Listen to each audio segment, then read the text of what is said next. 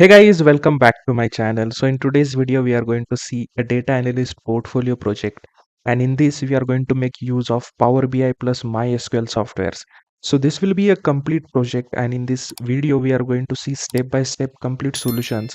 And in front of your screen at this end, you can see the project topic for us will be coffee shop sales. So the raw data we will be having, I will add the link in the description box from where you can download, right? And at the right you can see we are firing some SQL queries that is in MySQL database to get desired output with respect to our business requirements, right? And we are going to see this complete two parts of project from start to end, everything step by step. And you will be learning I can say different high level functionalities from basic to advanced, I can say. And you will be learning so many things in this single project. Whatever you have learned in both of these tools, you will be applying all of those in real time and in practical way, and you will know how to get the results with respect to those business requirement, which we will see in we can say in this particular video, right? So first I will show you the dashboard which we are going to create. So this will be our final output which we are going to create in this entire project. And for this output itself, we are going to fire some SQL queries. We are going to get results, and we are going to compare it with respect to this dashboard, right? So the first part which we are going to see, it will be about MySQL database. So with respect to requirements, we are going to fire different queries into this particular database, right? So we will see step by step all those things, how to do that. So in front of your screen, you can see this is a copy shop sales dashboard, right? And you can see on this there are different KPIs are there, sub KPIs are there, spark lines are there, different charts are there, advanced charts are there, right? And you can see it is not a simple dashboard. We have used customized things in this, right? So at the top you can see we have three KPIs. We can call them as a header KPIs, which shows us total sales, total orders, and total quantity sold, right? And at this particular in small we can say numbers we have mentioned here, those are nothing but sub KPIs which indicates the month on month increase or decrease of those particular sales with respect to this slicer, right? This is a month slicer, a single select slicer, which for those particular respective months we are going to see this particular data, right? And similarly you can see there is a spark line of daily trends, how it is performing daily, and on which day the spikes are there, on which day the higher and lower spikes are there, I can say, right? Similarly, we have it for total orders and total quantity as well. At the top, we have the range of data, like what is the range of data we have in our database, and it is completely dynamic. Okay, as the data will be added into our database, automatically that range of data will be, updated with respect to that. Then at the left side vertical panel, you can see there are some filters mentioned. Then we can see there is one chart called as calendar map. Okay, we also called it as a calendar heat map, and you can see it is in the form of the calendar with respect to higher souls, or we can say higher sales are given a darker color and others are given as a light color. And if you hover over your mouse, you can see when you hover over a mouse on any particular day, you can see you are seeing a tooltip with lot of information in that, right? So on 25th of May, you can see what are the total sales, what are total quantities sold, what are total orders, and with respect to that, what are the revenue versus last month, we can say quantity, or we can say those numerics as well, that is month on month increase, difference, and all those things, right? So this is a very high level and dynamic dashboard which we are going to design in this video. Similarly, here you can see there are sales versus a weekday and weekend. So we do not have this, but we have customized this by using calculations. So we will see on weekends what are sales and how what are the weekdays sales. Similarly, we will see the sales by store location. We have it at three store locations, and you can see the bar chart which we have used here, a stacked bar chart. It is actually a customized bar chart. We don't have directly this kind of bar charts. You can see a lot of information is present on this, and you can see at here we have mentioned some sub KPIs which gives us an information with respect to last month, how are the current month store location working, right? Similarly, at this particular header or main charts which we have applied over here is sales trend over a period. Okay, and here you can see it is a daily sales trend for respective month which we are selecting over here. And we can see there are few bars which are colored and which are faint colored and which are darkly colored, I can say, and there is an average line over here, right? So whatever sales or whatever bars are above average are given different colors, and below average are highlighted in different colors. So it gives us an idea that which days are performing better with respect to that, right? Similarly, we have sales by product category, we have sales by product, which are the top 10 sales. And similarly, here we again have one more heat map, that is with respect to days and hours, how we can say with respect to different days at different hours, how the sales are been performing, right? So again, whenever you hover your mouse on this, you will get an information of which day it is, what is the number of hour it is. Like we can say Wednesday and the number of hour is 9, then we are seeing the total sales quantity and orders for this. And similarly, we are seeing the information of revenue versus last month, right? So this is the total information which we are getting in this entire dashboard. And this is completely dynamic, as I told. If you want to see it for a different month, you can see when I choose it for June month, you can see entire sales are changing. All the entire metrics on this dashboard will be changed for June month, right? So if you want to see for March month, you can see the calendar is also changing. And with respect to thing, everything is changing with respect to that. Like if you want to see for April month, so likewise again it will be changing, right? So these are the things which we are going to design in this entire dashboard. So let's say you want to see for February month. Okay, so if you can see for February also, right? So likewise everything will be changed. And not only this, we have also applied some interactive or action filters. So let's say you want to see sales for weekdays, right? So that is for weekdays. So I will just click on this particular slice and you can see how weekdays are performing. You can see weekends will be neglected from here because weekends, we have not selected the weekend sale, right? Similar, if you want to only see for weekends, you can see only weekends how they are performing. Likewise, getting or not? So likewise, we are getting different sales and options over here. Similarly, if you want to see for store location, you can just click on this and you can see entire dashboard changing for store location. If you want to see for any product category, let's say you want to see for coffee, you can see you will get an entire dashboard, sorted or filtered out for those coffee sales, right? Similarly, if you want to see for product which is the best selling product, that is espresso, so how espresso is performing, which is its category, it is under, falls under coffee category and all those things. Like, getting or not? So likewise, we are going to design this entire dashboard which will be very dynamic, and you are going to learn n number of things in this dashboard, guys. Okay, so I'm sure that you will be learning advanced things, basic things. You will be applying your complete learning in this particular dashboard to know how things are applied in practical way, how things are applied in real time. And because theoretical knowledge everybody can get, but application of those knowledge in real time or in a project is very much important, right?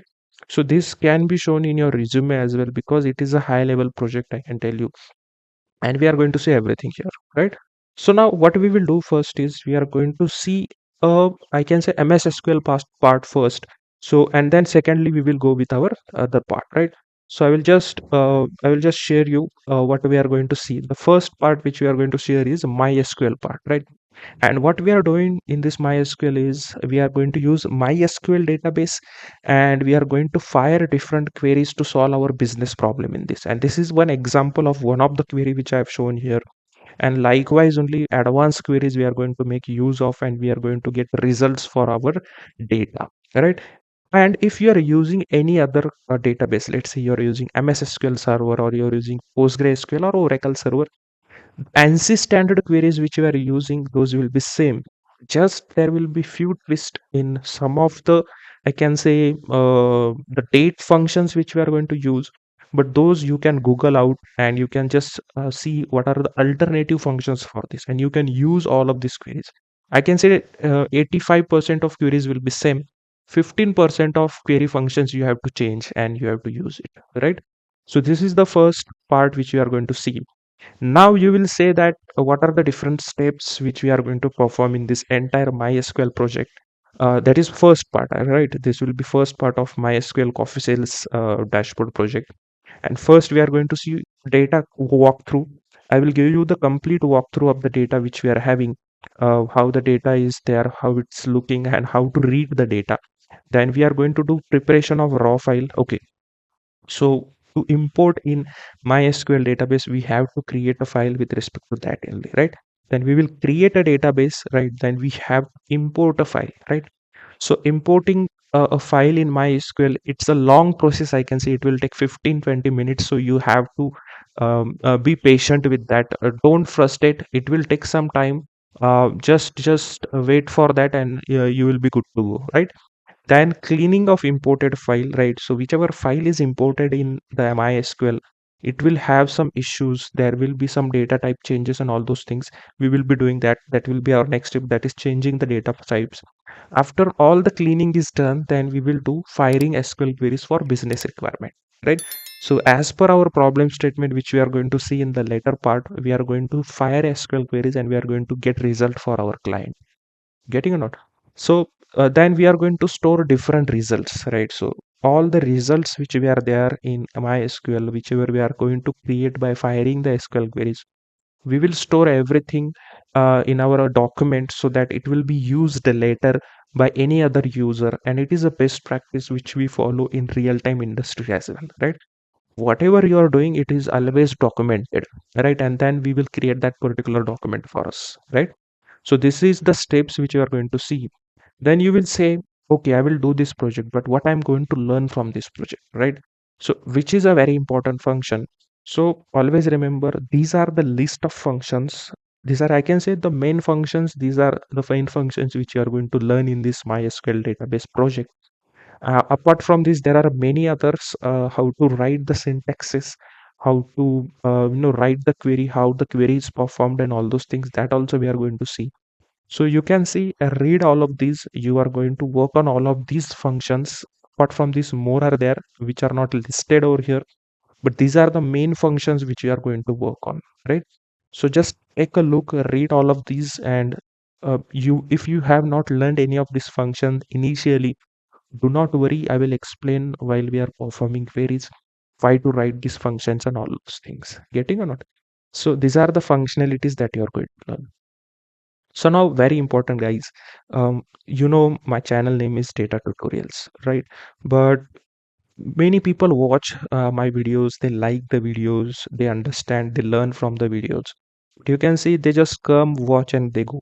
So you can see 82%, or we can say 83% people, they do not subscribe my channel. See, guys, it is free for you, but it will help me a lot. It will keep me motivated to create such type of video. Getting or not? So I request you to please go ahead and subscribe the channel. Like this video. Once you like this video, it will increase the reach of this video, and it will help many people who are working or who are learning data analyst, and trying to build some portfolio projects, right? So just go ahead, subscribe the channel, like this particular video, turn on the notification bell, and share this as much as you can. And if you are liking, if we are learning this something from this video, go ahead and just drop a comment. If you find something is wrong, just go ahead and correct me. If it is there, drop a comment for that as well. If something is if you want me to change my way of explaining things, or if you want any particular project to be done, just go ahead and comment it, right? So this then next we will move ahead. Okay, so you can also follow me on different social medias, right? So I am there on LinkedIn, also I am there on Facebook. I am also available on Instagram and YouTube already. You can see this video is on YouTube itself, and soon I'm going to start a Telegram channel where I will be posting different job opportunities, different interview questions, different materials, different quick notes, cheat sheets, and all over there. So I will drop all of these links in the description box. You can just go ahead, you can visit those, and you will be I'm sure you it will be very fruitful if you follow all of this social, because I upload so many contents over there as well, not only on YouTube. There also I will be uploading so many contents regarding jobs and regarding different documents as well, right? So now let's move ahead, and we will see the different problem statements which are provided us by our client, and we will see one by one all of those. So at initial level, we are asked to find out KPIs, and KPI is nothing but key performance indicator, which gives the summary of the business, or at higher level how the business is performing. That is been calculated by these KPIs. So first thing we have to find out is total sales analysis, and in that we have to find out three metrics. First is we have to find out the total sales for respective month. So when we say respective month, why we are using a respective month word over here? Because the slicer which we have applied, which I shown you in the overview of the dashboard, it will be with respect to month. Okay, so we want to see monthly data: March, April, May, June, likewise. And it is a single select. At a time we can only see 1 month data, right? Similarly, it is asking, or they are asking us to determine month on month increase or decrease in the sales, right? So this is important to understand. So whichever month we are selecting in the slicer, let's say we are selecting May month, so last month will be, which will be the last month for us? Before May, it will be April. So with respect to May and April, we have to find out the month on month increase, right? And similarly, we have to find out the difference in sales between the selected month and the previous month of this selected month, right? So if it is if it is February, we will be using it as January as a last month, and if it is January 2023, the last month will be December 2022, likewise. Okay, so it is a cycle and in a rotation basis. Similarly, as with respect to total sales, we are also going to do it for total order, right? So we have to find the total orders which are there in our data. And similarly, these three, we can say, we have to find out these three metrics again. And apart from this, one more metric which we are going to find out is a spark line, which I have not mentioned in this particular problem statement. So we will plot a spark line in our dashboard. That also is also important, right?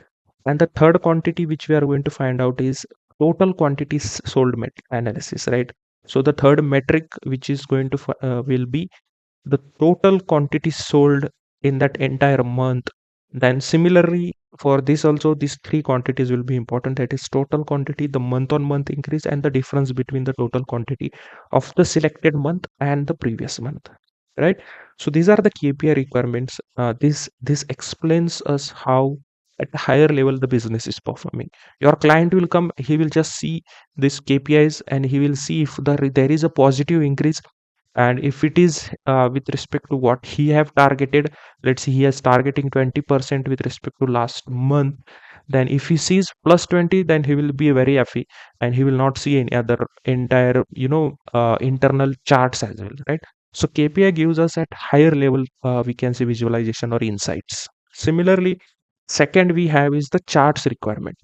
Now when I speak about charts requirement, why we do this is we we we get an analysis with respect to KPI at higher level, but when we want to deep dive in the data at that particular, we can say, location or that particular product, how actually it is performing, that is only done by charts, right? I mean to say, it is giving us the information at more granular level. Getting or not? So this is also important. Charts analysis is very important, and in that we are going to analyze different charts, and from each chart a different insight will be generated, and based on that different decisions will be taken. And first one which we have to find out is calendar heat map. Okay, so in that what we have to do is we have to implement a heat map that dynamically adjusts based on selected month, right? So as I shown you after operating our filter, once we are using any month slicer, with respect to that particular calendar of that month will be shown to us, right? Then each day of calendar will be color coded. That is nothing but, heat map is nothing but, it should be color coded based on the sales volume. Nothing but, if there are higher sales, it will should be given in darker shades, indicating that there are higher sales, right? Similarly, vice versa for if there are less sales in that particular day, right? And we have to add a tooltip for those particular days which was showing sales, orders, and quantity whenever we hover over any our mouse on that specific day, right? So in one single chart there are three multiple insights will be generated, right? Similarly, in second you can see sales analysis by weekdays and weekends, right? So this provision we are going to make by using different DAX calculations. And what we are analyzing over here, that is client is want to see that what are weekdays performance and what is weekend performance, right? So he want to see variations of all of these, and he want to see different sales pattern on different days, right? Then third one he want to see is sales analysis by store location, right? So what he is going to analyze here is there are different stores available for coffee shop. So there are three stores I can say, and how they are performing with respect to each other, as well as how they are performing month on month basis, right? Which store is giving better performance from last month in current month. Likewise, we have to identify different trends and different insights can be generated. So keep in mind that in single chart, 3 to 4 insights are being generated, right? So it is giving us at high level of information, right? Single chart will be giving us a high level of information, right? So this is first three. Next we have is daily sales analysis with average line, right? So which I told you, we have to show a column chart which will be giving us the daily sales. We will add an average line over there that gives us the average sales of entire month, and whichever days are above average will be colored differently and below average will be colored differently. That is nothing but we want to find out the pattern, like which are exceeding and which are they are doing exceptionally low. Those days we have to find out, right? Then next we have to find out the sales analysis by product category. So in this we will do, for different product categories we will do sales analysis, performance and all those things. Then the top 10 products by sales. There are many products, 20, 30 products are there. But out of them, which is the best top 10 selling products, right? So those 10 will be more focused, they will be more marketed and more revenue will be generated from those, right? So this will be the top 10 products. And then we will do the sales analysis by days and hours, right? Again, we will be creating a heat map for this to find out the different sales patterns I can say on different days and at different hours, right? And we will again implement a tooltip on this for us to show different sales orders and quantity, right? So this is an entire I can say high level problem statement which we have received from our client. And out of this theoretical problem statement, questions which are asked by our client, we have to provide them an answer, and we will be providing it from SQL as well as we will be doing it in Power BI. Now you will say, why to do it in SQL, but instead of doing we are doing all of these things in Power BI, and why doing it in in SQL? So always remember guys, whichever dashboard we are designing in Power BI, so it is not always client is not trusting only Power BI reports, right? I mean to say, whatever you want to build, whatever your calculations are created, whatever metrics you are showing on Power BI dashboard, it is not necessary that it is correct. Okay, to correct or to see if it is correct or not, there are always queries fired to a database. Cross check if those metrics which are shown on the dashboard are perfectly matching or not, because based on those metrics only different high level business decisions are taken. If one decision is wrong, if one metric is wrong, it will affect the entire business. So 2 to 3 cross checks are done for that particular slicer, filters, charts, whatever numbers are shown over there. Those are always cross checked by firing SQL queries to the database, right?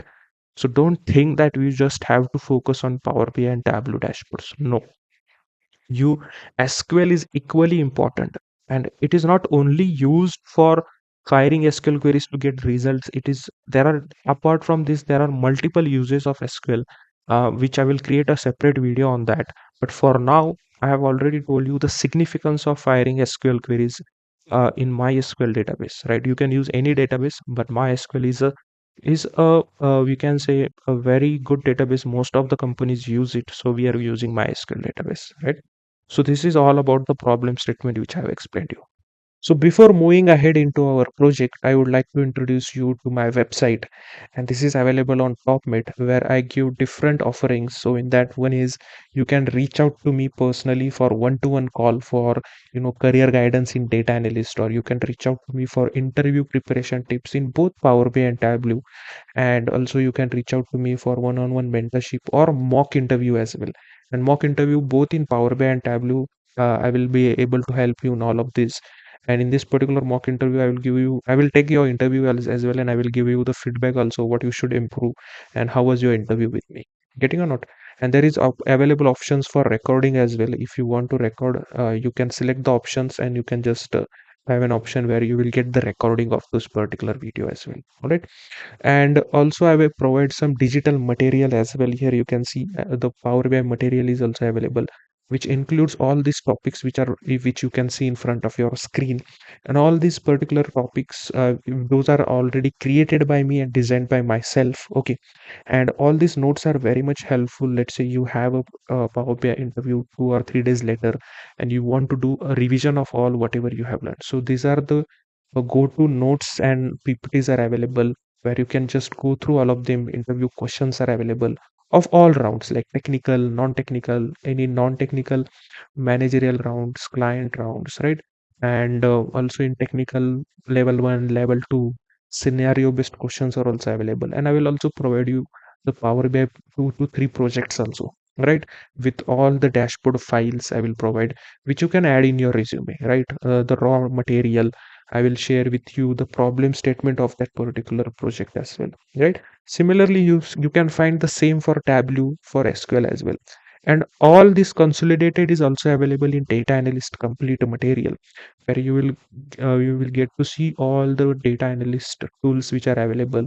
And in this also, I will be providing you with all the handwritten notes, printed PDF notes will be also available, with all the important topics. And in this, the main important thing is I will provide you the roadmap. Okay, and the roadmap is designed with respect to current 2024 year, with the latest technical, we can say, techniques are added in that.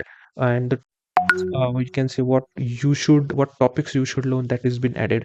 And for all those topics, I have mentioned the links of different courses, of YouTube videos, of Udemy, which are best for that particular topic. So you don't have to search and go around and look for those particular videos and which one to see, what to see. So these are handpicked by myself. So it will not, we can see, it will not waste your time in searching those. You can just have to click and you can just start learning those particular topics. And with this also, projects are also included in each tool. So you can just click, you can see, you can read everything whatever you need over here. And then if you find it helpful, you can go ahead and purchase it. And you can see, so last 3 months only I've started, and you can see more bookings I have got. And so I was the top rated in data for we can say 2023 year. All right. So similarly, right now 30% offer is going on only on data analyst material, and is only valid up to 15th March 2024. Okay, and you can also read my different feedbacks also. You can read about me as well over here, getting not. So at the end, I will add the link in the description box of this particular video. You can go ahead and visit. If you find it helpful, you can just go ahead and buy it. And also you can just click here, and all the description is mentioned, whatever is available in this material, it is mentioned. And if you have any questions, you can reach out to me at this particular WhatsApp number. All right, so let's move ahead with our video. So now we will quickly go through our data walkthrough. So I have my file already downloaded. So this file you can download from the link available in the description of this video. Just go ahead and download this file, and you can see this file is an XLSX file, that is nothing but Excel file. So I saw that many of you are facing issues while downloading the CSV file which I have created.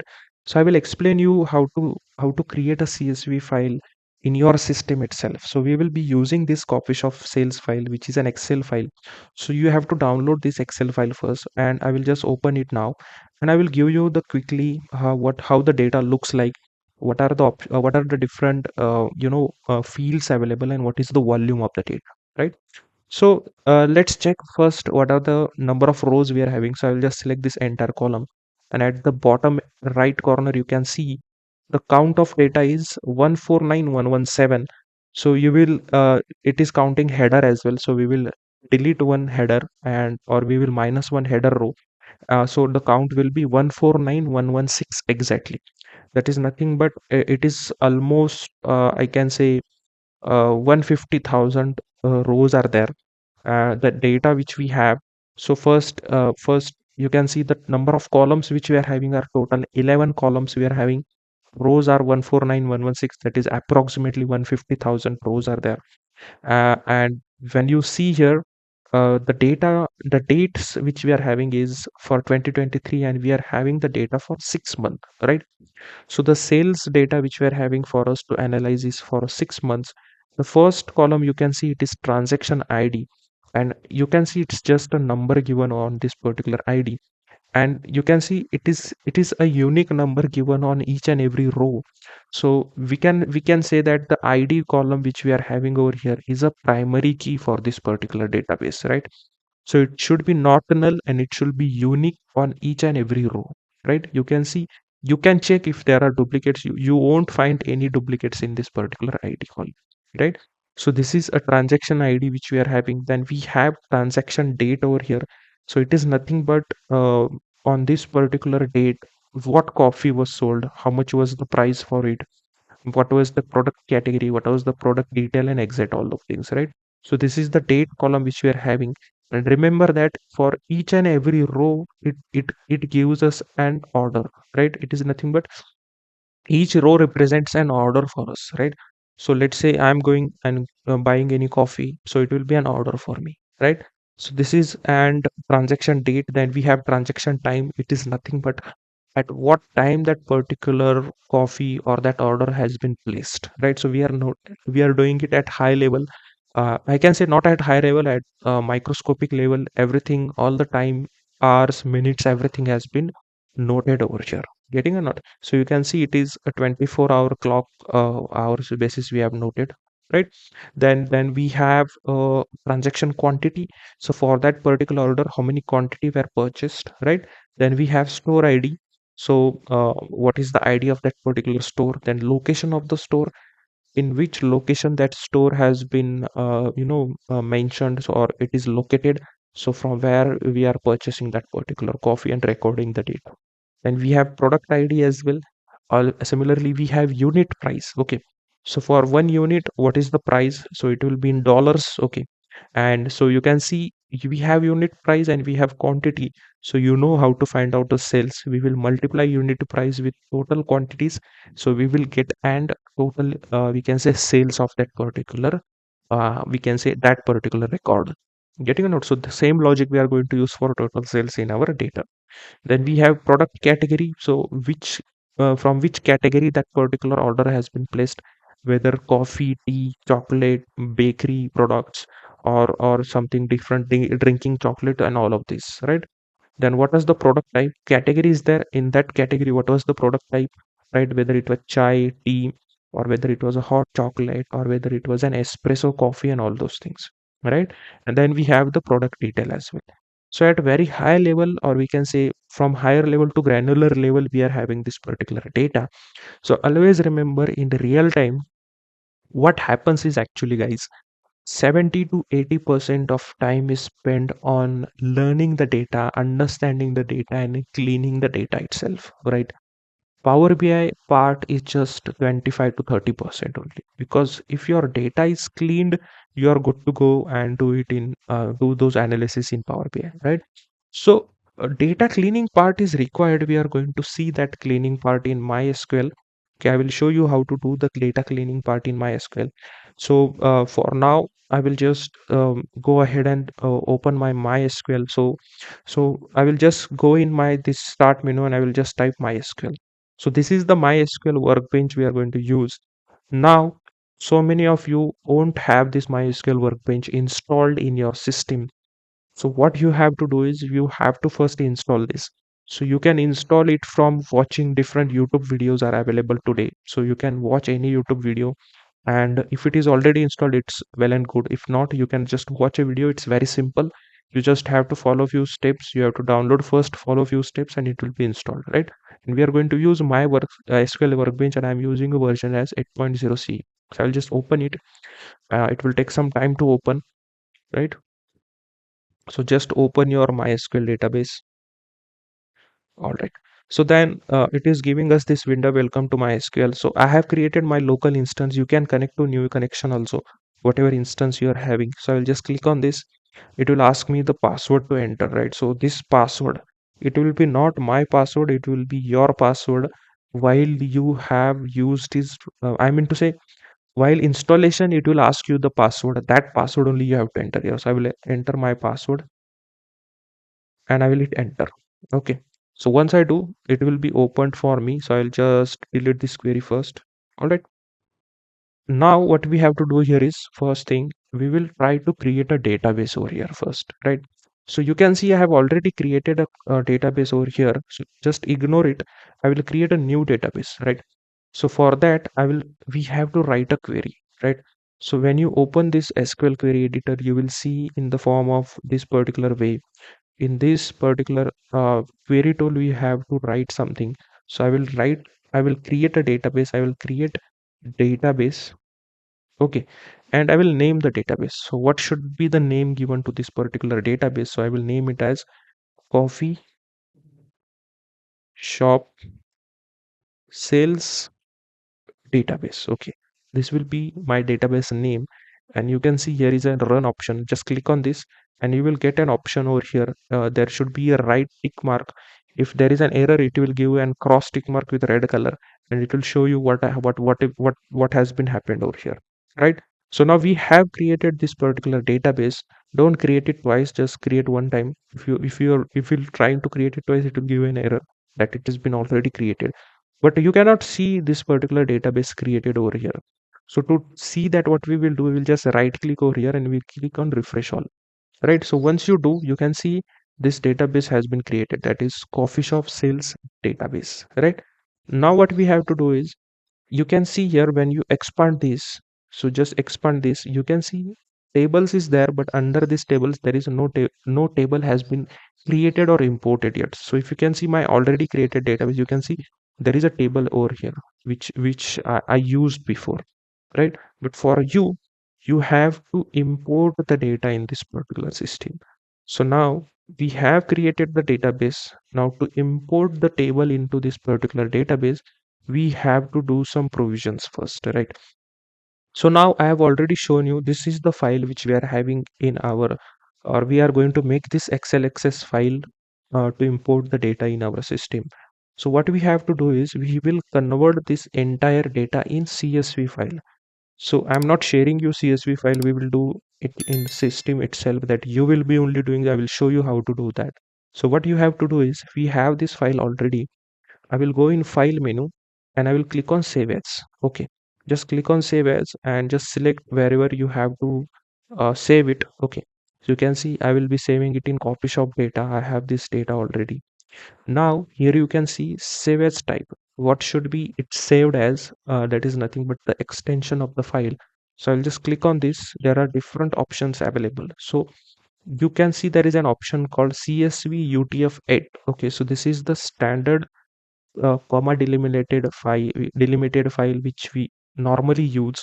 So just use this file. You can use other also. There this normal CSV also you can use, but it is recommended to use this by Excel, we can say by Microsoft, if you are converting it.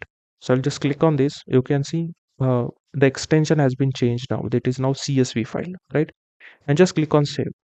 So once you do, it will be saved. I will just close this file and I will open the saved file. So you can see now this file has been created. You can see the time and date at which I have recording. This is the file which has been created. You will see your date and time. And now just open this.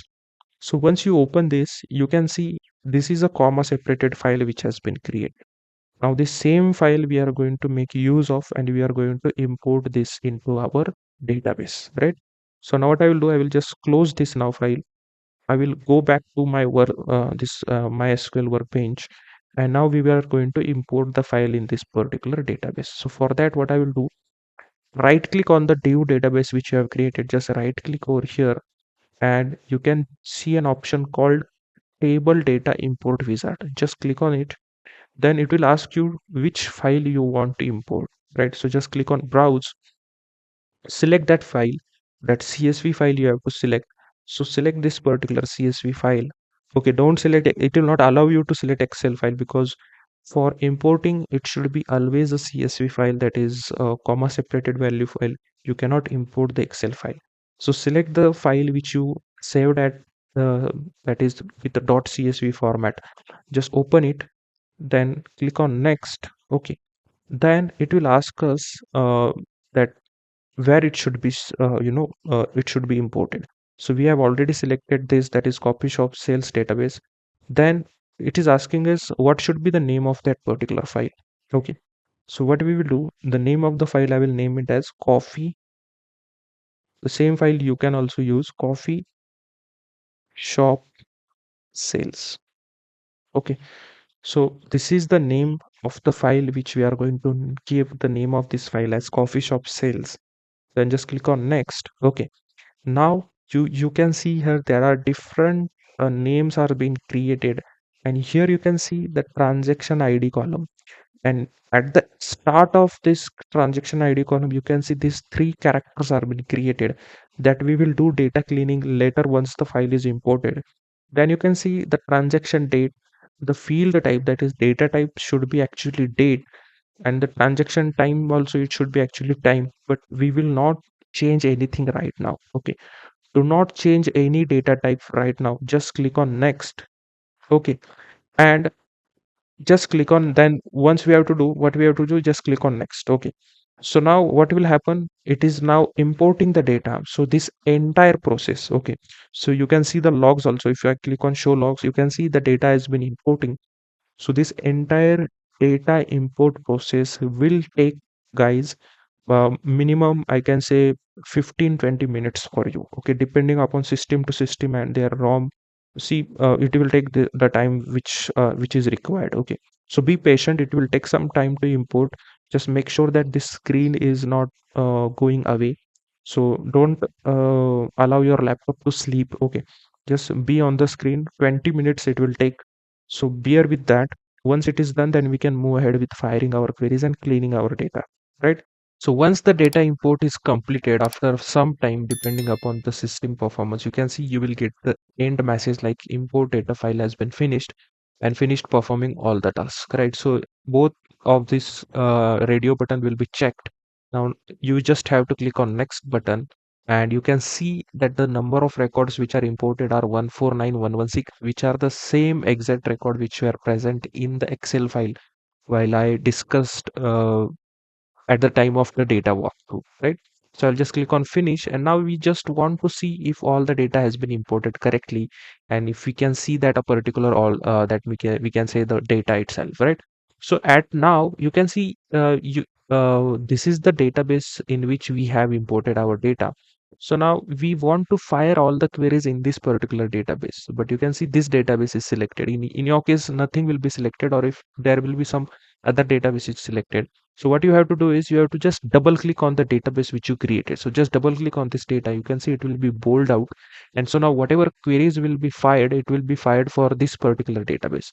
And now you cannot see the table also here, even though we have uploaded the table or imported the table. So for that, you just have to right click over here and refresh all.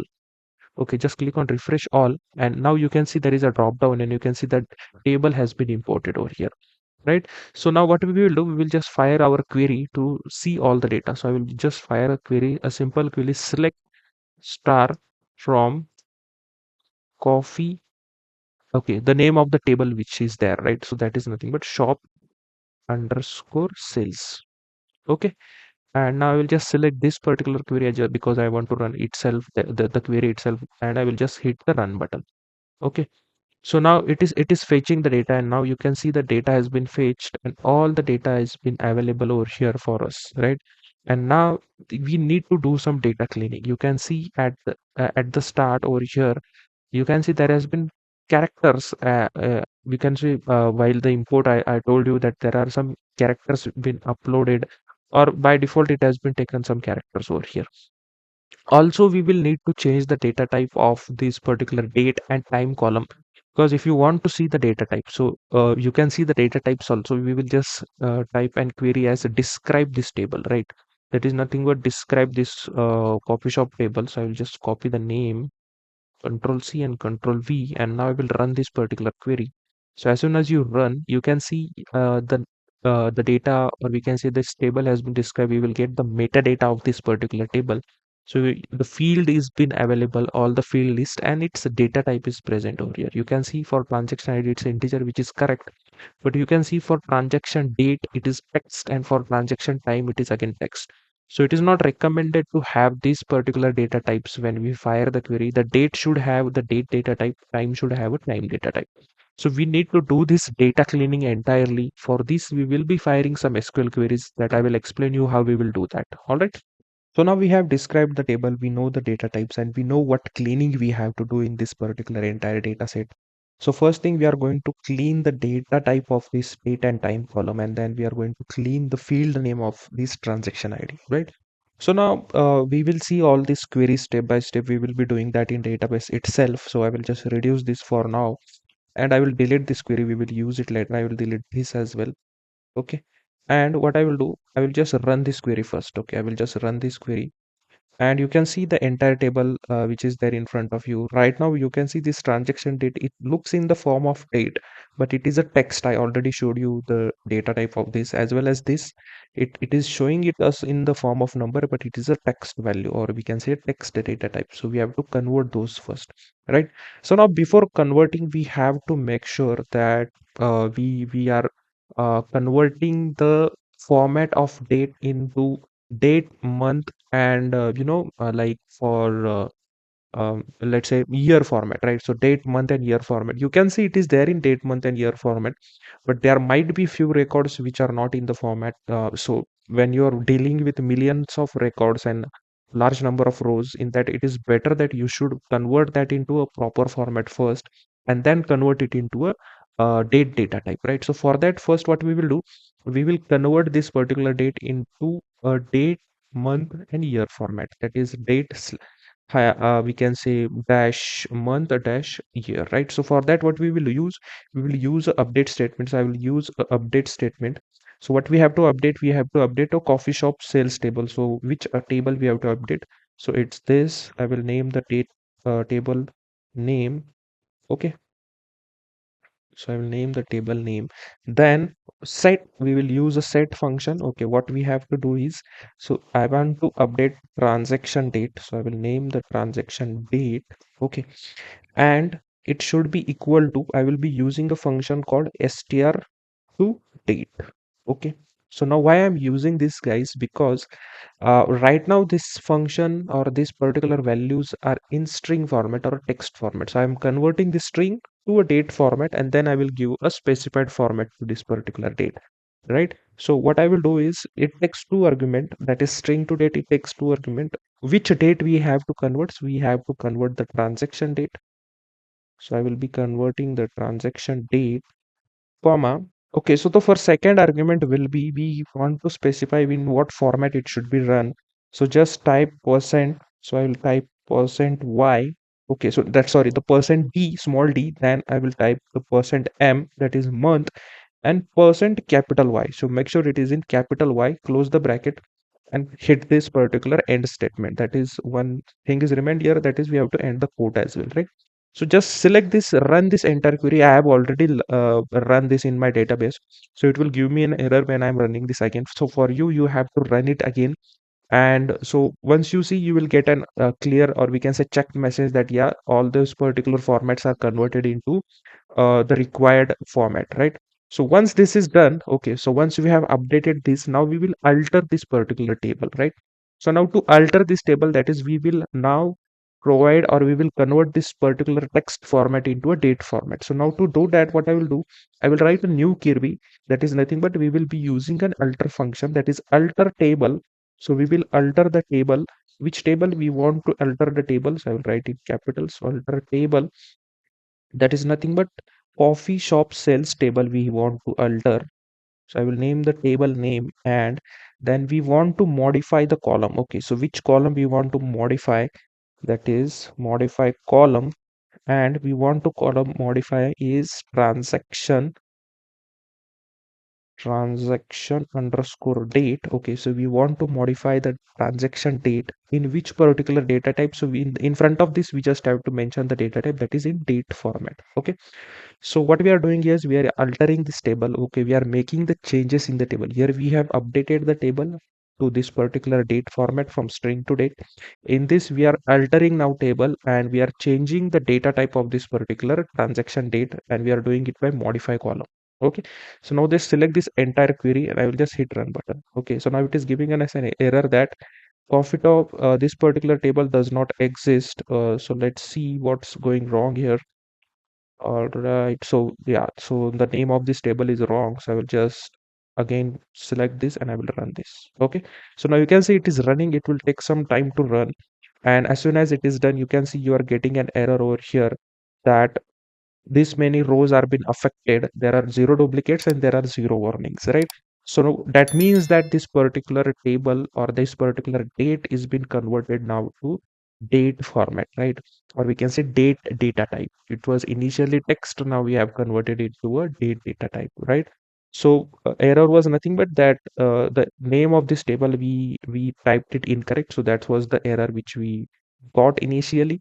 So now what we have to do is we have to check if it has actually converted into this particular date format or not. So for that we will just fire a query that describe, we will fire a query describe our table, that is nothing but this table, and I will just copy this and I will paste it over here, and I will just select this and I will run this query. As soon as you see, you can see now transaction date has been converted to date format, right? So now we will do the same thing. We have to do the data cleaning, that is to change the data type for transaction time field as well. So here you can see it is still the text format. So for that we are going to make changes in the same query which you can see in front of your screen. So just a few changes in the format and few changes in the we can say column field, right? So we are going to make use of this particular same query over here. Just we will change the field name. So initially we changed it for date. Now we will just change it for time. So I will just add time over here. Similarly, here also we will add time. And this was a date format. Now we will change it for time. So I will just delete it. Okay, so first just delete this. So initially what we will write first, and the time format for MySQL, it should be in hours, it should be letter in minutes and seconds, right? And in between there should be a colon. Okay, so what I will do, I will just type percent %h, h should be capital, then I'm adding a colon over here. Okay, then I want a percent, that is a minute, so for that it is percent %I. Okay, for minute it's percent %I, then again a colon, and for second it's percent %s. Okay, so this is the query which we are going to use for this, and I will run this entire query. Okay, so as soon as I hit run, so now it is running the query, and you can see zero affected rows, and we can see there are no rows has been affected, right? What does it mean? That there was none of any particular value in that particular column which required this particular format. Okay, see, sometimes it will require, sometimes it will not require, but it is good that first we should run this particular query, right? So it will not create any harm for us, but it is a good practice that we should convert first into this proper format, and then we should alter our tables, right? So now what we have to do next is we will alter our table. We have updated it. Now we will do some alteration in the table. So first, instead of this, we have to change it for time. Okay, so the same query we'll be using. We are going to alter this particular table. We are going to modify the column transaction time. And now instead of date, we want the data type of this particular field as time. Okay, that is nothing but time. So now just select this entire query and I will run this. Okay. So now you can see it is running over here. It will take some time to convert all these records, and then you can see you have received a message over here that 19149,116 records are been affected, zero duplicates, zero warning. So it means that it has converted that particular data type into a we can say from text to time, it has converted the data type. All right, so now let's see if it has already converted or really converted or not. So I will just describe our table, select it, and I will run this query, and here you can see bingo, that is nothing but transaction time has been converted to now time format, right? That is nothing but time data type, data is also converted. All right, so now these two major cleaning we have to do it in SQL database. Now next thing we have to do is we have to change this particular field name itself, right? So now for now I will just delete everything. Okay, I will just delete everything, and I will just retrieve all the particular table, right? So let's see how the table looks now. So now you can see this particular field we have to change. So we will write a query to change that particular we can say field name, that is for transaction ID, and the query is very simple. I will just write alter table. So we have to alter the table. Which table we have to alter is this particular table. So I'll just copy this, control V, and we have to change the column. So the function will be change. Okay, so change column. Okay, so the change column function we are going to make use of here, and then which field we have to change the name. Okay, so we will just copy, instead of writing here, just right click over here, and coffee field name, and I will just paste it over here. Okay, just keep it as it is, and you have to change this field into what? Okay, so we have to change it into this particular name. That is, we don't want this initial characters, we just want this one. Okay, so this will be changed to this new name. And what should be the name of, or what, not name, we can say what should be the data type of that particular field, okay, or the column. So it should be integer, because if you can see all the values which are present here, those are all numerical values, fractionless values, proper whole values are there. So we will name it as integer, and this is the data type we should write in MySQL. Now I will just end this statement, I will and select this entire statement, I will just run this. Okay, so as soon as you do, you can see we can say the query has ran successfully. And now what we will do, we will just select this entire select table, and we will retrieve our table again, and let's see if it has been changed or not. And here you can see that transaction ID field name has been changed completely. And now the data cleaning, we can say, is completely done. We have changed everything. If you want to see everything again, we will describe our data table.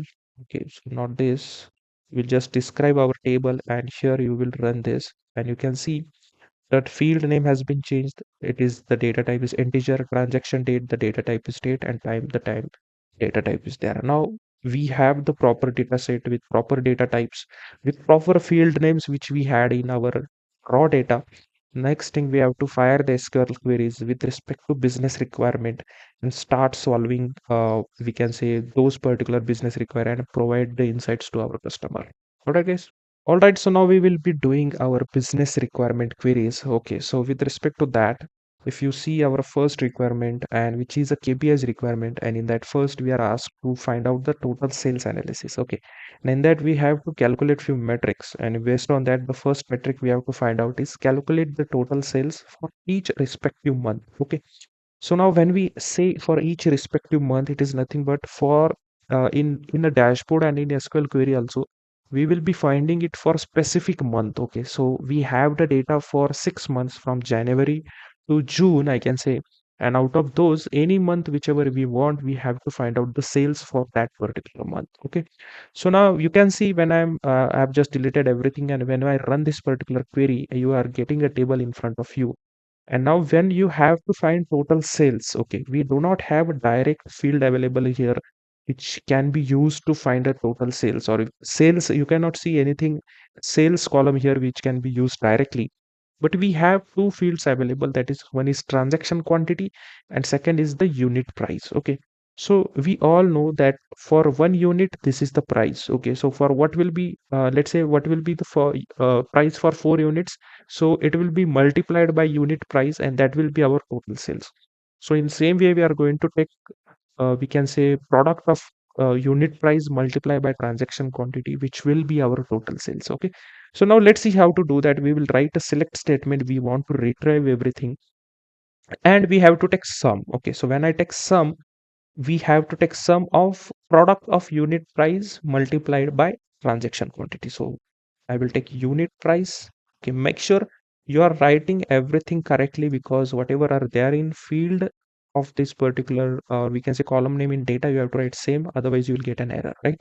And next is what? Transaction quantity. So I'll just copy the field name and I will paste it over here, right? It's the easiest way, just copy and paste, so we will not get an spell mistake. Okay, so we want this sum of these two, and I will name it as, or I will give an alias as total sales.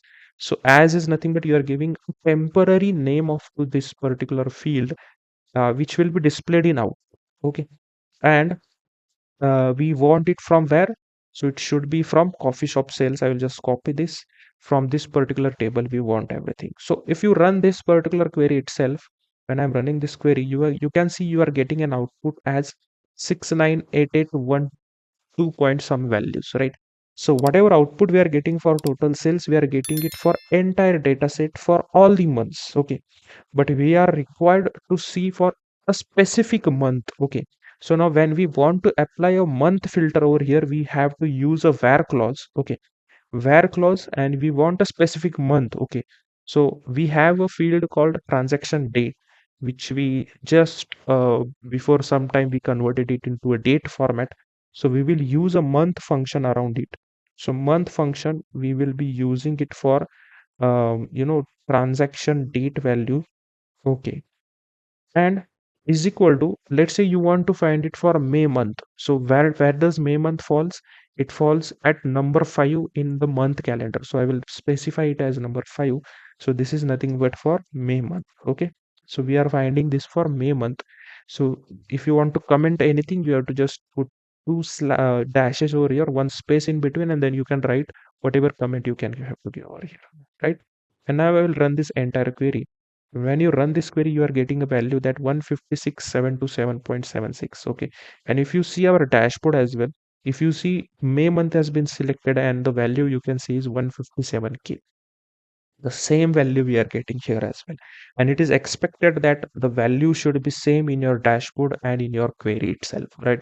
So if there is some mismatch in that, then something is going wrong in between either your dashboard or either your SQL queries. Okay, so first you can see we have found it out for this particular May month. Let's say you want to find it for March. Okay, so this will be now March month. So you have to specify if let's say any other user is seeing this query. So you should know if he is not aware of this particular query, you should know for which month you are finding. And when you run this query, you are getting this value. And let's say if it is correct value or not, I will just select the March over here, and here you can see 99k, and the same values you are getting over here, just it has been converted into k. So that's the reason it's not available over here. So what we will do, we will round this value. So just we will round this value. Round means not, we will remove all the decimal points from here. Okay, so when you round this, we are getting a first argument as this. We have to write the second argument. If I am giving here 1, it will give me 1 decimal point over here, and close the brackets. I will just run this query, and now you can see 1 decimal point is there. If you want to remove all the decimal points, just remove this 1 as well from here. Okay, and when now you run this query, you can see you are getting only 98835, and this is the same value, it just converted into 99k. So if you also convert this into a 99k, you will get the same value over here. So nothing different.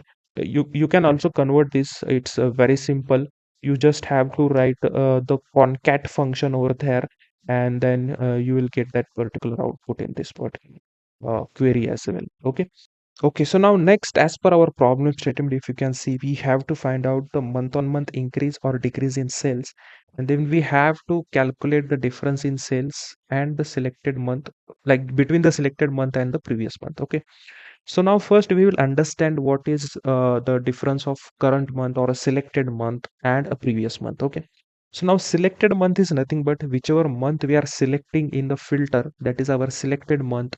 For us, that will be our current month, and on that particular selected month, which will be previous month, that is for, let's say we will take an example, it will be good for us. Okay, so let's say selected month for us. Okay, selected month, or we will name it as, okay, let's say name it as current month. Okay, so let's say we are finding it for May, that is nothing but for May is equal to 5. May is nothing but 5 as an its number of month. So for month, for this selected month or current month, what will be previous month or the last month? It will be what? April. Okay, it will be April, right? So it will be April, and it is nothing but the month number 4. Okay, very easy. So whichever month we are selecting in filter, based on that. So if we are selecting month, let's say if you are selecting April month as an selected month in slicer, then we will go 1 month back, that is nothing but March will be its previous month. So likewise, it is on we can say rotation basis, or we can say whichever month selection we are doing, based on that, go 1 month back, that will be your previous month. Very simple. Okay, so based on that only we are going to find out this particular query. So this is the query which we are understood. Now what we will do, so I will write the query. We have already wrote the query for you, and I will just use the same query. So this is the query which we are going to use, and I will explain you how to write this query. And the document which I just showed you, that document I will add in the description box. You can download it. But understanding of this query is very much important. So now let's understand this query first, and then we will run it, and then we will verify if the results are correct or not. So first thing what we have done in here, doing here is select month of transaction as a month. Okay, so first what this will give us is, so what this actually is giving us is number of month. Okay, so it is giving us which for which month we are seeing the sales. Okay, so this is giving us the number of month. Then we are finding out around sum of transaction, or we can say sum of unit price and transaction quantity. So this particular column will give us the total sales. Okay, so this is nothing but we are getting total sales column. Okay, this is a total sales column which we are getting the second column. Then third, we are specifying here sum of unit price minus lag. Okay, so we are taking a lag of sum of unit price of transaction quantity comma. So I will just explain you what does it mean. Okay, so what we are doing here actually, guys, is we are taking sum of unit price comma transaction quantity. Okay, so this particular field will give us the value of current month. Okay, so whichever month we are selecting here into the filters, right? So in filters we have already selected 4 will be our April and 5 will be our May. So in this case, May is our current month, April is our previous month. Okay, or we can say May is selected month. So this will give us the value for May month, and we are using a lag function, which is a window function, I can say, and I'm using a second argument as 1. It is nothing but it will go one row back. Okay, in particular transaction date value, it will go 1 month back. And so if it is going 1 month back, that is nothing but if initially it was May, it will go 1 month back, that is nothing but it will give us April. So May minus April sales, it is nothing but we are getting here the month sales difference. Okay, so we are getting here difference of sales, right? Then what we are doing is we are using a partition function, that is nothing but over, and we are using order by month transaction date, and we are dividing it by, okay, so we are dividing this entire quantity. So this entire quantity is divided it by again previous month sales. So here we are doing division. Okay, division by previous month sales. Okay, we are dividing everything by previous month sales, and then we are multiplying that by 100.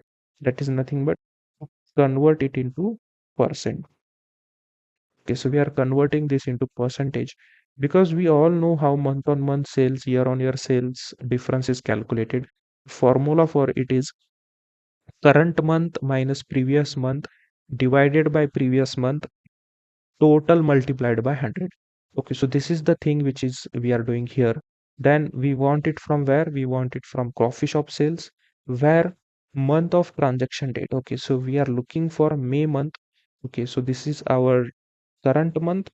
Okay, so this will be current month, and April will be our previous month. Okay, so that's nothing but 4 is for April, 5 is for May. Then we have to group it by, because whenever we are using an aggregated function with a dimension, we have to group it by that particular whichever we have used. So we are grouping it by the same, that is nothing but month of transaction date, and we are ordering it by month of transaction date. By default it will be in ascending order, right? So when you run this entire query, so let's run this entire query, so you will get an output over here. So we are getting a first column that is for month, which is this, and second is for sales, and third one is for month on month percentage increase. And now let's verify these values with our dashboard. If you select the month as May 1st, okay, because selection we have kept it as month, you can see the total sales for May month, that is 5 number month, is 157, which is the same value we are getting over here, and the month on month increase is 31.79, which is this value, that is 31.8, which is rounded off, which is the correct value, that is nothing but 31.8. And these are April sales. If you want to see April sales are correct or not, just select April over here, you can see 119, and same 118, that is nothing but if you round it off, you'll get 119 itself, right? So this is the query. Okay, so we can see this is an advanced query, but I have explained you. And in the document which I have mentioned over here, so in this particular document, all the query is mentioned.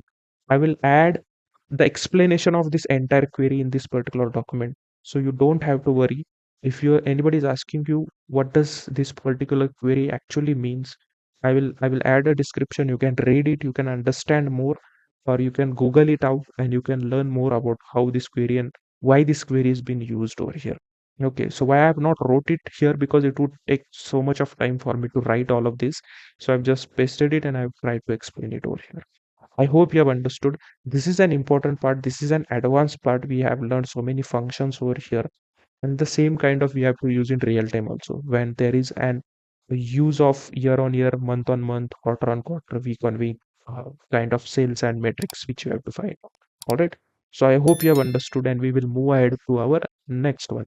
So one more thing which is left over here is we have to find out month on month difference. If you see in our dashboard, so let's see the dashboard, you can see 24.1 versus last month. So we have to find out the difference. So we will just calculate it. Okay.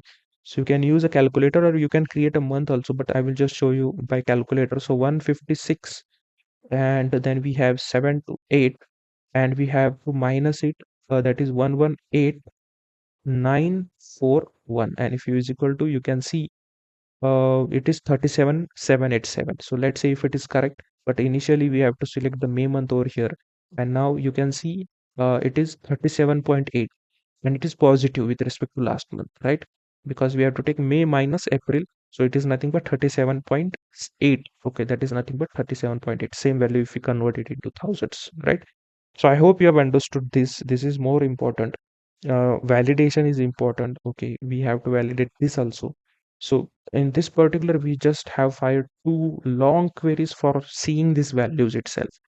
Same query will be used for total orders, same will be used for total quantity as well. So we will see that in a bit. Alright, so now we will move ahead with our problem statement. So next in our KPIs requirement, we have to find out total order analysis, right?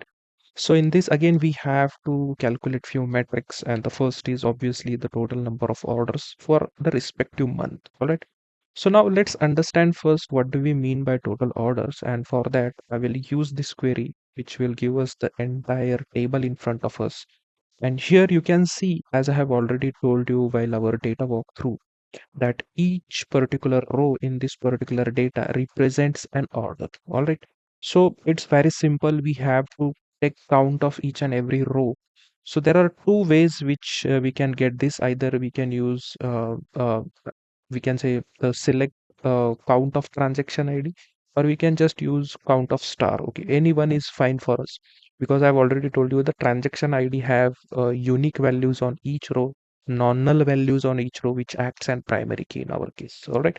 So what we will do, I will use the same query here, whichever you can see, and I will just modify this query. So instead of this, what I will do, I will just remove this entire thing from here.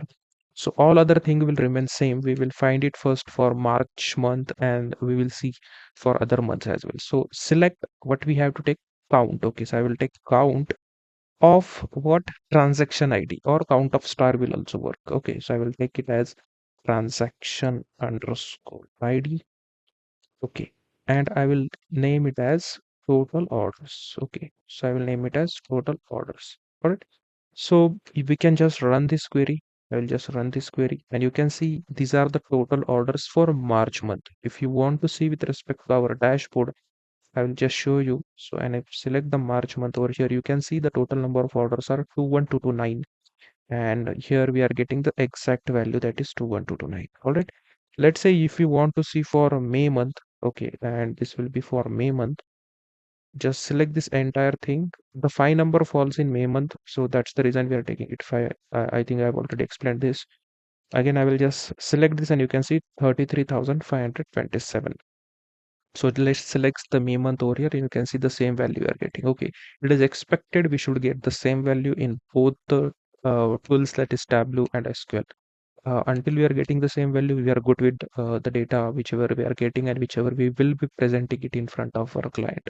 So I have already told you why we are doing it in SQL and why we will be doing it in Power BI at the start of video. If you have missed it, you can just scroll back in the video and you can see that particular thing. All right. So this is the total orders which we have received. So now next we have to find, as per our problem statement here, you can see for the other metrics, that is month on month increase and decrease in the sales, and also the difference between those particular current month and previous month.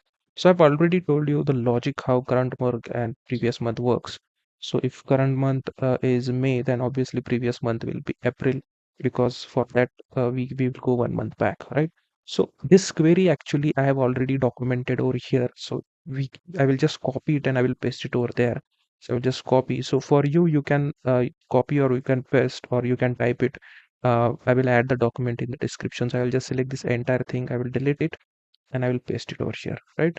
So the same query we are using, just instead of sum, what we have done is we have showing here count of transaction ID. Similarly here as well, count of transaction ID we are showing. So wherever there was sum of sales, we are taking it out and we are showing it for transaction ID, right? That is count, and we are seeing it for current month as May and the previous month as April. So you can do otherwise also. If you want to see current month as April, obviously here should be 4 and here should be 3, that is previous month will be March. Okay, and I will just select this entire query and I will just run this. Okay, so as soon as you do, you can see the query has been ran over here and we are getting an output like this is 4, that is nothing but for April it is, these are the orders, and for March that is 5 number, these are the output, right? And if you want to check with our dashboard, you can see the current month, that is May month orders. We have selected here May are 33527, and the month on month increase percentage is 32.3, which we are getting 32.3%, same over here as well, right? Which is increasing. If it is positive value, it will be increasing obviously. And the we can say that order difference is 8.2k, right?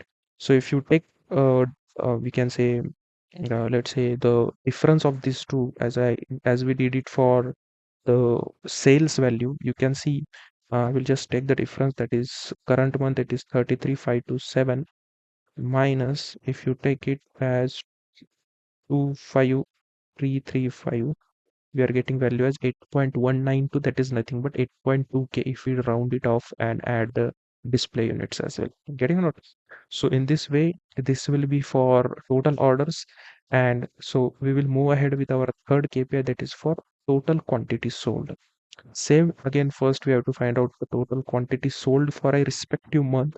So instead of count, so I will just retrieve this entire table which we have first. So in this, you can see we have an field called transaction quantity. So I will just copy this field name first. Okay, so we are going to make use of this quantity field to find out the total quantity sold for that particular month. Okay, so it's very simple. We will just change this particular thing over here. So here it will be sum of, okay, so we will be taking sum of transaction quantity, and the name of alias we will name it as total quantity sold. Okay, so this will be our alias name, and all other things will remain same. I will just select this and I will run this query. And you can see for May month, the quantity sold are 4822 or 48233. And we are getting the same value as 48233. So let's say you want to see for June month. Okay. So for June month, it is 50,942. So if you want to see for June month, we have to we have to type here 6, because June month is 6 number in the calendar year. So it will be now not for May, but it will be for June. Okay. So now select this entire thing and I will run this, and you can see 50,942, the exact value we are getting as we have in our dashboard, right? Similarly, this is the total quantity sold. Same way we can calculate the month on month increase as well, and for the difference as well. The query I have already documented over here. All right, so I will just select this entire thing, which will be for total quantities, and I will just paste it over here, right? And now I'll just select this entire query. So nothing has been done over here. Same, what we have done is instead of count, now we have shown sum of transaction quantity. Just the metrics will change, the logic will remain the same. Okay, and I will just run this. And as soon as you do, you can see we get the value for us in the dashboard. If you check, we have to check it for May month, and you can see it's again 32.3 percentage, and we are getting the same exact value, 32.2575. If you round it off, it will be 32.3 only.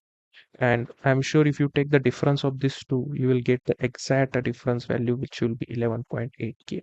You can try this on your own, so I will not waste much time on this, right? So the same thing we have done here, and this query is a little bit complex to understand, but the explanation of the query, I have added it in the query document over here. You can see when you scroll up for sales, for only one type I have added, you can see I have added the complete explanation of how this works, right? So for each and every statement, how it is performed, what is the significance of it, I have mentioned in this query document. All right. So it is completely free. You can just download and you can learn from this. All right. And one more thing, guys. So whatever results you are making, right? So whatever queries you are firing, all those things. Let's say this query you have fired. Okay. So make sure you save that query somewhere in your document, because let's say in real time, whenever you are working in an organization, you will be working as a team, right? So let's say you are working as a team, and at the initial levels, you fired this query, you generated the output, and later someone else is on working on those projects. So he will ask you, you worked on those queries, where are those queries, what are those queries? So that is the reason everything is documented. Whatever queries you fire, all those are documented, the results are stored. The screenshot I can see, you can see the screenshot, you can take it from snip tool or any other tool which you have, and just store it in your results. Whenever this will be done in real time as well, right? Because client will also ask you whenever you are doing a testing of all the reports by firing SQL queries. Client will say, okay, you fired the SQL queries, show me the document which you fired, show me the output which you got when you fired that particular output, that is the that particular query. So everything, or we can say the proof of everything should be stored. It is recommended to store, and you should store in this particular formats. Okay. See, the format can change from one company to another, one project to another, but you have to store it. That's the thumb rule. All right. So I hope you are documenting as well whatever you are firing, so that it will be easy for you to study also. And whenever you are mentioning this in your resume, your interviewer may ask you what queries you used, what functions you used. So you can just quickly go through this document, and you can help. I mean to say, you can answer those particular questions very easily whenever you are doing a quick revision. All right. So this was all about KPIs. Next, after that, what we have to do is our as per our problem statement, we have to do it for charts requirement. All right. Okay, so now as per our charts requirement, in the first, what we have to find out is calendar heat map. Okay, so now there are 3 points which are asked us to build in calendar heat map or to get the insights from. Implement a calendar heat map that dynamically adjusts based on selected month from a slicer. Right, so now he want us to implement a calendar heat map. So now this is a part of Power BI requirement, I can say, because calendar heat map in the form of visual can be created in any visualization tool like Power BI, Tableau, or Excel. Not in SQL, we can get in numerical values. Now here also each will be colored. Okay, so colored part again, it will be a Power BI part. So now next what we have to do is implement tooltips to display detailed metrics. Okay, so now when we have to see the metrics for each day. Okay, so if I show you the Power BI one, so you can say for May 2023, we can see a calendar over here. So from 1st to 31st of May, we can see a calendar. So if we hover over our mouse, let's say on 18th of May, and when we do that, we see for that particular day the total sales, the total quantity sold, and the total orders. Getting or not?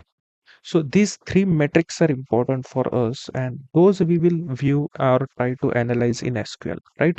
So now, based on that, it is very easy to do it in SQL. So what we will do, I will just clear out everything first here. Okay, and then we will write a query for this. All right.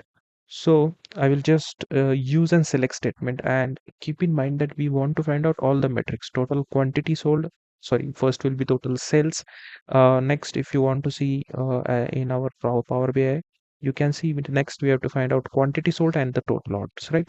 So for that we will be firing the select. I will be using a select statement. Okay, a select statement, and then we will be using, I will be using sum. Okay, why sum? Because we want to find out the sum of sales. Sum of sales is nothing but the product of unit price multiplied by the transaction quantity. So it will be unit underscore price, we will multiply it by transaction quantity. Okay, and it will be named as total sales. Okay, this is our total sales. Then we want quantity sold, which will be sum of what? Transaction quantity. Okay, nothing but this. So it will be multiplication of sum of transaction quantity as total quantity sold. Okay, similarly we want the total orders, which is nothing but count of transaction ID. Okay, the count of transaction ID, and we will name it as total underscore orders. Okay, right? And from where we want from coffee shop sales. Okay, nothing but from this table. We'll paste it over here. Okay, so now I will just run this part of the query. As soon as I run, you can see we have an error. So let's see what. Okay, so we have to specify commas over here because we are creating three metrics, so it should be specified with the comma. And now I will run. You can see the total sales, total quantity, and total orders, but we haven't applied any filter over here for any particular day. So right now it is giving us at entire database level. So what we will do, we will apply a filter over here where we, let's say we want it to be visible for a date. Okay, so let's say we want to see it for we will see it for 18th of May. Okay, 18th of May 2023. So if you want to see it, so we will be using a function, or we can say a transaction date filter for this. So transaction date for me would be, I will write it in single quotes, and it will be okay, so I will just 2023 dash, it will be 05 dash 18, and then I will end this quotes, and then I will run this. And you can see for this particular date, that is for 18th of May 2023, we are getting these values, right? So and if you can see here, we see the values as 5.6k, 1.7k, and 1.2k. That is exact those values only. If you want to see the exact values in the form of k's, that is nothing but as display unit as thousands and decimal point as one, we have to use some different functions with like round functions, concat functions, right? So first what we will do, I will use a concat function for this. Okay, concat function, and I will use a round function for this matrix. Okay, so this is a round function. We will divide it by 1000, and we want at one decimal points. I will close this round function and I will close the concat, right? So just let's see if we get it for total sales. Okay, so you can see 5.6. Okay, and for in concat function we have to add k over it. That is at the end we want k. So I will add it in single quotes as k. Okay, and now let's run this. Okay, we are getting an error. We left close the bracket, and now we will run. So you can see it is 5.6k. Same we will do it for this also. I will use concat function, then I will use a round function, and I will divide this by 1000, show it for one decimal point, close the bracket, comma, for k as display unit. Similarly for this as well. Concat is nothing but, guys, when we have to join the two outputs together, then we can use a concat function, right? Again, round, divided it by 1000, comma 1, comma k, and close this bracket, and let's run this. So you can see now we will check. So you can see for 18th we can see 5.6k, 1.7k, and 1.2k. 5.6k, 1.7k, and 1.2k. Okay, so let's say you want to see for different month. Okay, so let's see for March, and you want to see for 27th of March. Okay, so for 27th of March, if we see these are the values. So if you want to see it, we will have to change the date over here. So for March it will be 3rd, and the date would be 27, and I will just run this. So you can see it is 3.7k. Okay, then we have 1.2k, and at the last you can see it is 764 is nothing but 0.8k. If you remove the concat and round function, it will give us the same value, right? So in this way we will check for a few dates. If it is showing us the correct value, then it is fine, that yeah, we are on the correct, and it is giving us the correct value. The values are matching for this particular we can say months for that particular date. Okay, so this is how we deal with a calendar heat map, I can say.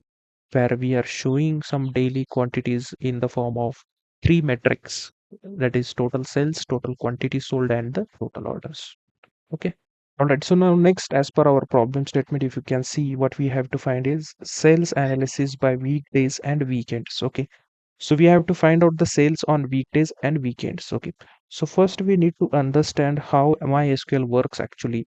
So what are the weekends and what are the weekdays? So as per our analysis, okay, so just I will just explain you. So for us, weekends will be Sat and Sunday. That is nothing but Saturday and Sunday for us will be weekends, and weekdays for us will be from Monday. Okay, so from Monday to Friday. So these are our weekdays. So this is the condition we have to use actually. And what happens actually in SQL is, so when we are going to make use of day numbers in this particular query. Okay.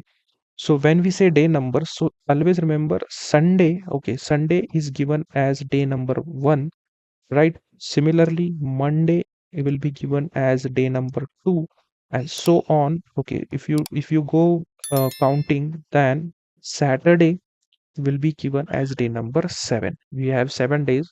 So by SQL, Sunday will be given as 1, Monday will be given as 2, and Saturday will be given as 7.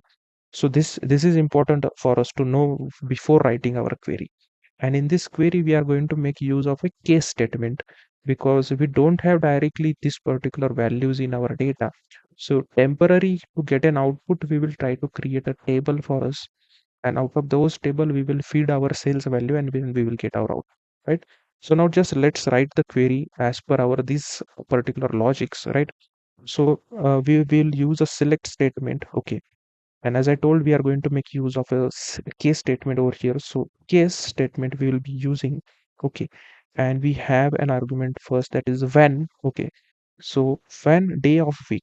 Okay, so this is the function for us which will retrieve the day number of the those particular dates, right, in that week. Okay, so day of week from where? Transaction date. Okay, so day of week from transaction date. Okay, if these values falls in 1 comma 7. Okay, if these values are either 1 or 7, as I told you, if it is 1 or it is 7, that is if it is Sunday or if it is Saturday, then those are called as weekends, right? So then it will be treated as weekend. So we have to write it in single quotes. Okay, that is nothing but a string value which we are going to get in an output. Else, okay, so all other values apart from this, they will fall as what? Weekdays. Simple. Okay, right? So this will be our case statement. All right. And now we will end this statement and we will alias this, or we will give an alias for this as day type. Okay. So for us, you can give any name as an alias. So just an output for this will be a day type, that is either weekdays or either weekends, right? Now I will just give a comma over here. So this is the first I can say column we will be retrieving in our output, and second we want the sales for those respective day types, right? So nothing but sum of sales is nothing but unit price. Okay, we will take unit price, we will multiply it by transaction underscore quantity. Okay, so this is what uh, as we will name it as a total sales. Okay, and we want to retrieve this everything from where? Coffee shop sales table. Okay, where we have to give a condition. Okay, so now we have to give an month specific because we want to find it for a specific month. So month of transaction date we will take it as. Okay, so let's say we find it for May, so this will be for May month. Okay, we are finding it for May month. Next, now we have to also group it by. Okay, so we have to group by, and we know why we group it by, because this statement will give us and dimension output, and this is a matrix value which is aggregated, right? So whenever we are getting an aggregation or retrieving an aggregation, it should be grouped by those particular initial we can say dimension, or we can say qualitative value which we are going to use, right? So we will group it by this. So we'll just copy everything and I will just paste it over here, right? So this would be the query which will be doing. Let's see if we get an output over here, right? So we get an output over here for May month. Okay. If you check with the dashboard and if you select the May month over here, and you can see the values are matching, that is 40.1k and you can say 116.6k.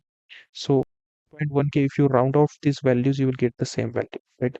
And I've already told you how to round it off. You can use a concat function and then you can use a round function around it, and I will divide it by 1000.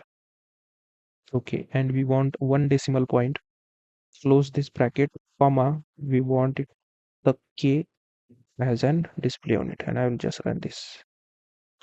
Okay, so you can see 116.6k and 40.1k. Let's say you want to see it for February month. Okay, so this will be what for Feb month, and now run this query. And when you do, you can see, let's say for February month you get 54.0k for weekdays, that is this, and for weekends it is 22.1k. So we are getting an exact value with respect to whatever filters we are using. So I hope you are understanding this, why we are doing this and what's the logic being used, right? I've already explained you here. Similarly, what we have to do side by side, you have to copy this query, you have to generate a document. So keep that process along with you if I forgot to tell, right? So this was about weekdays and weekend sales. All right. Okay, so now next, as per our requirements, we have to analyze our third chart and the sales value for those, that is by store location. Okay, so now this is very simple. I will just write a query for this over here, or I will just delete this first, everything. Okay, and what I will do, I will just retrieve our table which we have in our database. So you can see this is the table, and for retrieving the store location, we have this particular column over here. I will just right click and I will just copy the field name so we can use it while writing our queries. And I will fire a query that select. Okay, so what we want store location, that is store location, and we want sum of sales. So sum of sales, that is nothing but unit price. Okay, so it is unit price multiplied by transaction quantity. Okay, so and we will name it as total sales. Okay, so this is our total sales value. We want to retrieve it from which table? That is the table which we imported. It's a coffee shop sales table. And next we have to apply a where condition because we want to find it for a particular month. So we'll use a function called month of transaction date. Okay, so month of transaction date, let's say we want to find it for May month, so this will give you value for May. And always remember, whenever you are using any dimension field, so once comma is remained here, so we have to use a group by statement for that. Okay, so I will use a group by and I will paste it over here, right? Dimension is nothing but a discrete field, I can say, which have the values in I can say qualitative manners, right? So these are quantitative values. We are taking aggregation on that. So we have to always group it by, and we will just see the results now. Okay, so just select this and I will run this particular thing. And you can see for different stores, we are getting different values. So what we will do, we will, I just want to see the values in descending order. So higher value at top and then the other value. So what I will do, I will just order by. So we will just order by what? Some of this. Okay, so we want to order this by this and we want it in descending order. By default it will take ascending order, so if you are specifying we will get it in descending order if you want to see.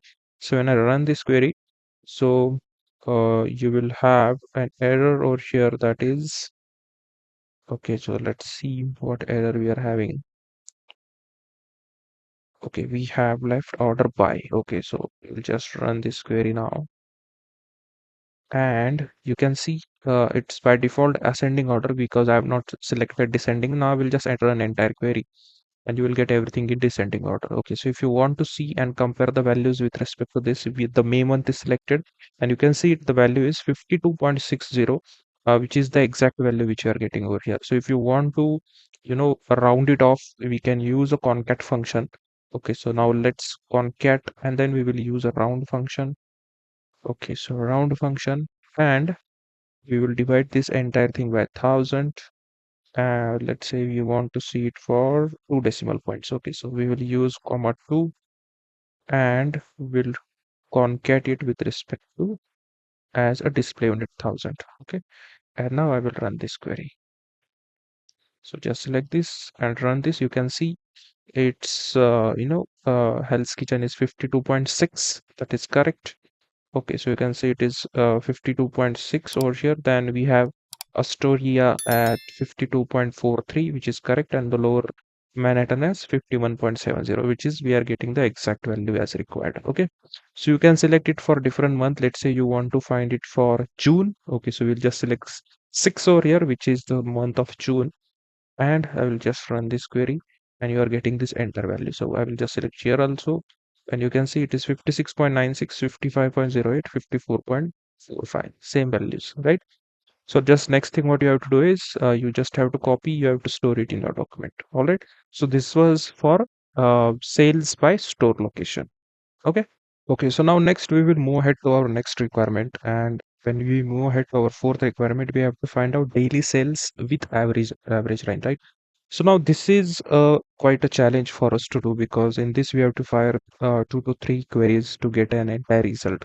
So first what we will do, we will find out the average sales. Okay, and if I show you the Power BI mockup how it looks, so we can see there is an average line over here, and whichever a daily sales, right? So this bar, whichever you can see, it is for each and every date for this particular month selected. So for we will just find it for May. Okay, so now for May, you can see these are the bars. First, we will find out the average revenue. Then we will find out the sales for each and every bar over here, that is for each and every day. And then we will find out which particular sales are above average and which are below average, right? So in this way, we are going to find out everything. So now, just first thing we have to find out the average. So I will just delete everything this. So now this is tricky somewhat. So how will you find the average? So let's say we use a query that is select, and now average, we have to find out average is nothing but we'll use an average function of sales. Sales is nothing but unit price multiplied by transaction quantity. So we'll use the same thing. We'll be using a unit price and we will multiply it by, that is, transaction quantity. Okay. And this is as our average sales. Okay. So this is our average sales from we want it from coffee shop table, where, okay, where our month of transaction day, okay, where month of transaction date is equal to 5, because we are finding it for May month. Okay, and when I run this, you can see we are getting a value as 4.6746. Okay, so what do you think, is it a correct value? Because if you see here in this particular, the value is something else, that is 5.1k, that is 5000 actually the value is, right? So here we are getting something different, right? And this is not actually what we want, right? So we want, or we have to find out the average sales by using some other query. So for that, what we will do, I will write a new query and I will explain you how it works and why we have written this, right? So we'll be using a select statement and I will use an average function and I will use total sales. Okay, so now you will say we don't have this total sales actually in our data. How we are using directly this? So this is a part of outer query. This total sales will be coming from inner query, which we are going to write in a minute. So I will just name this average sales as what? Average of total sales of what? As I will name it as average underscore sales. Okay. So this is my average sales, right? From where we want it from, and right now I will write here as a inner query. That is nothing but from. I will write a inner query as select. Okay, select sum of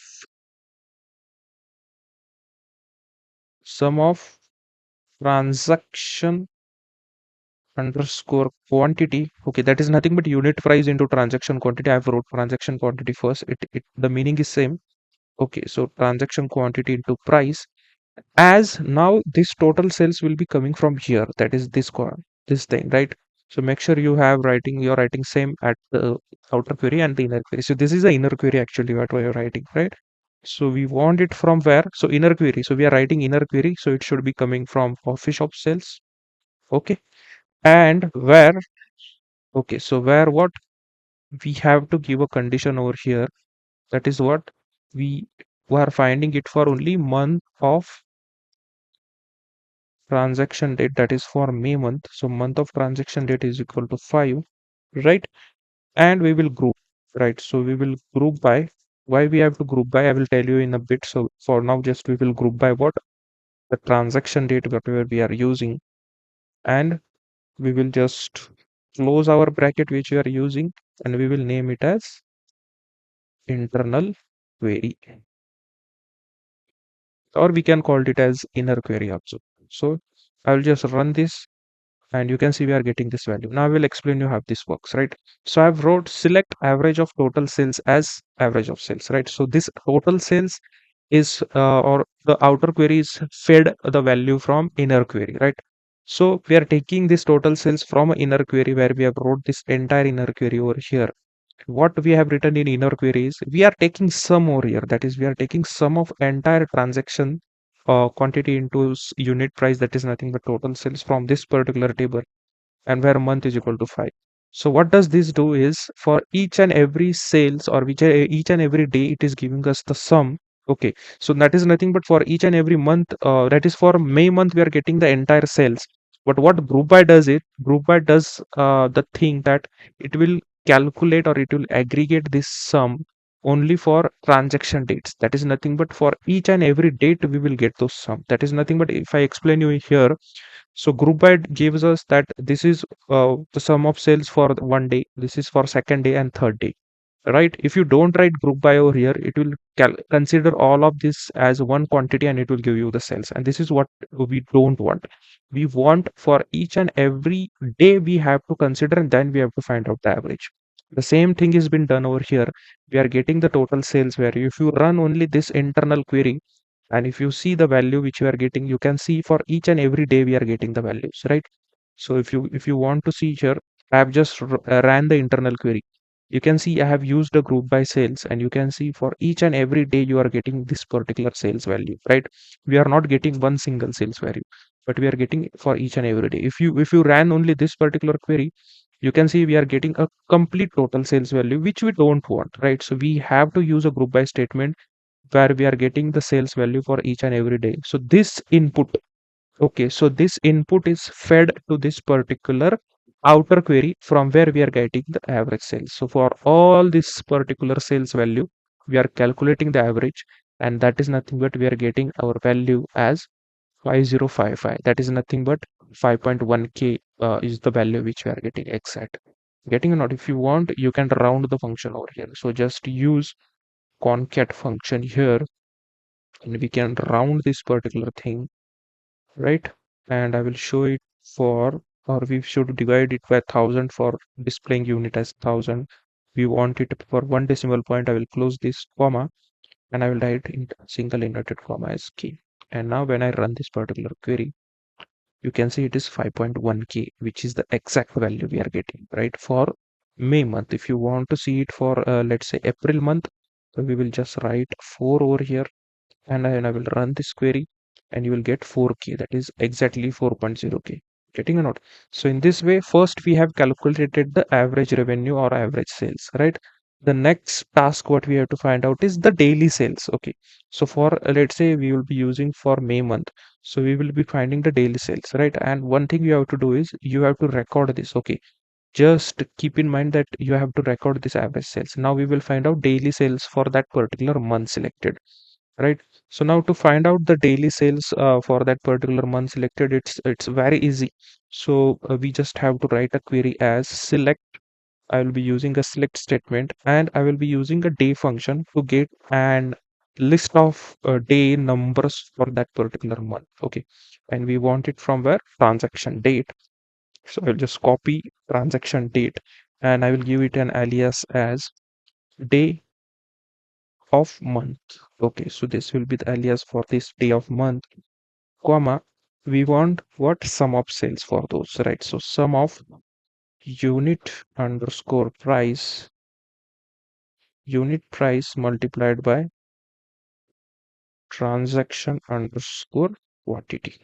Okay, and this is nothing but as our total underscore sales. Okay, so this is our total underscore sales, and we want from where? From coffee shop sales. Okay, so we want it from this table where we have to use this also. That is, we want to find it for May month, so we'll use a condition as this particular thing. Then we have to group also, right? So we will group by, because as I told you, whenever you are using a discrete or dimension field with the aggregation, we have to group it, right? So I will group it by this particular thing, whatever we are using, and I will order by as well. So I will order by what? The same thing, that is day of transaction date. And right now we want it in ascending order only, right? 1, 2, 3, 4, 5, 6. That will be the day number of that particular month. Okay.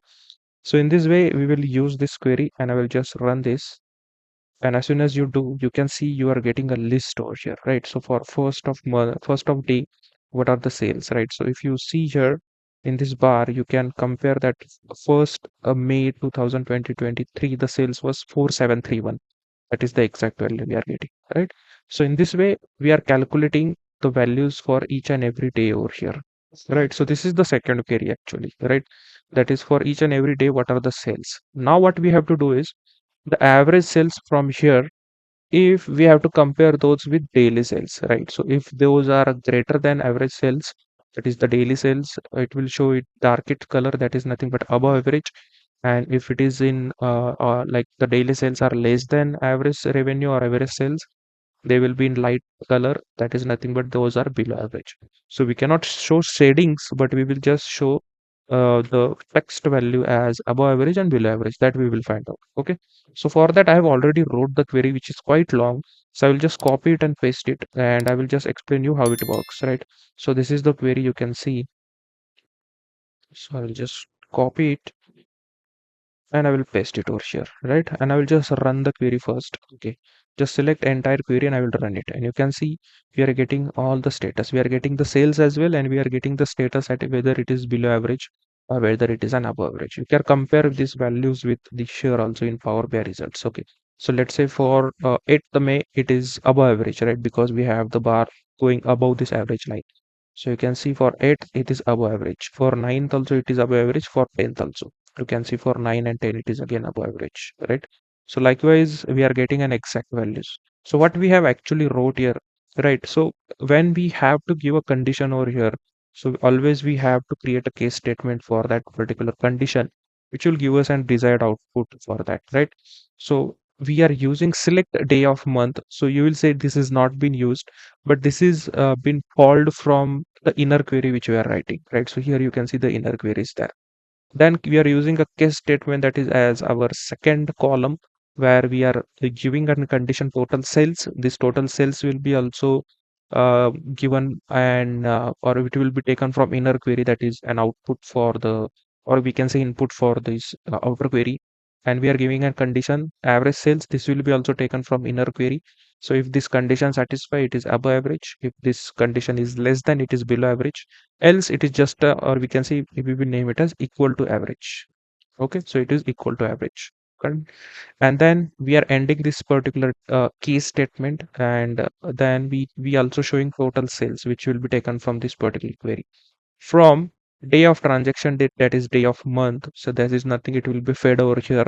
Then the total sales, which will be fed over here again, and average sales from coffee shop sales, right? So these queries we have already wrote, right? So this is the entire query which we are using, which is very easy to understand. Okay, so if you want, I will explain this particular query in the document. Okay, so this is the entire thing, a bit advanced query which we have used to get our results, right? So the same types of queries you have to write in your real time also. And again, as I have mentioned the screenshots of both for that particular May month, you can see you also have to take the screenshot and add it over here, right? So it will be proof for you that yeah, the query was written correct, and this was the output which you got, right?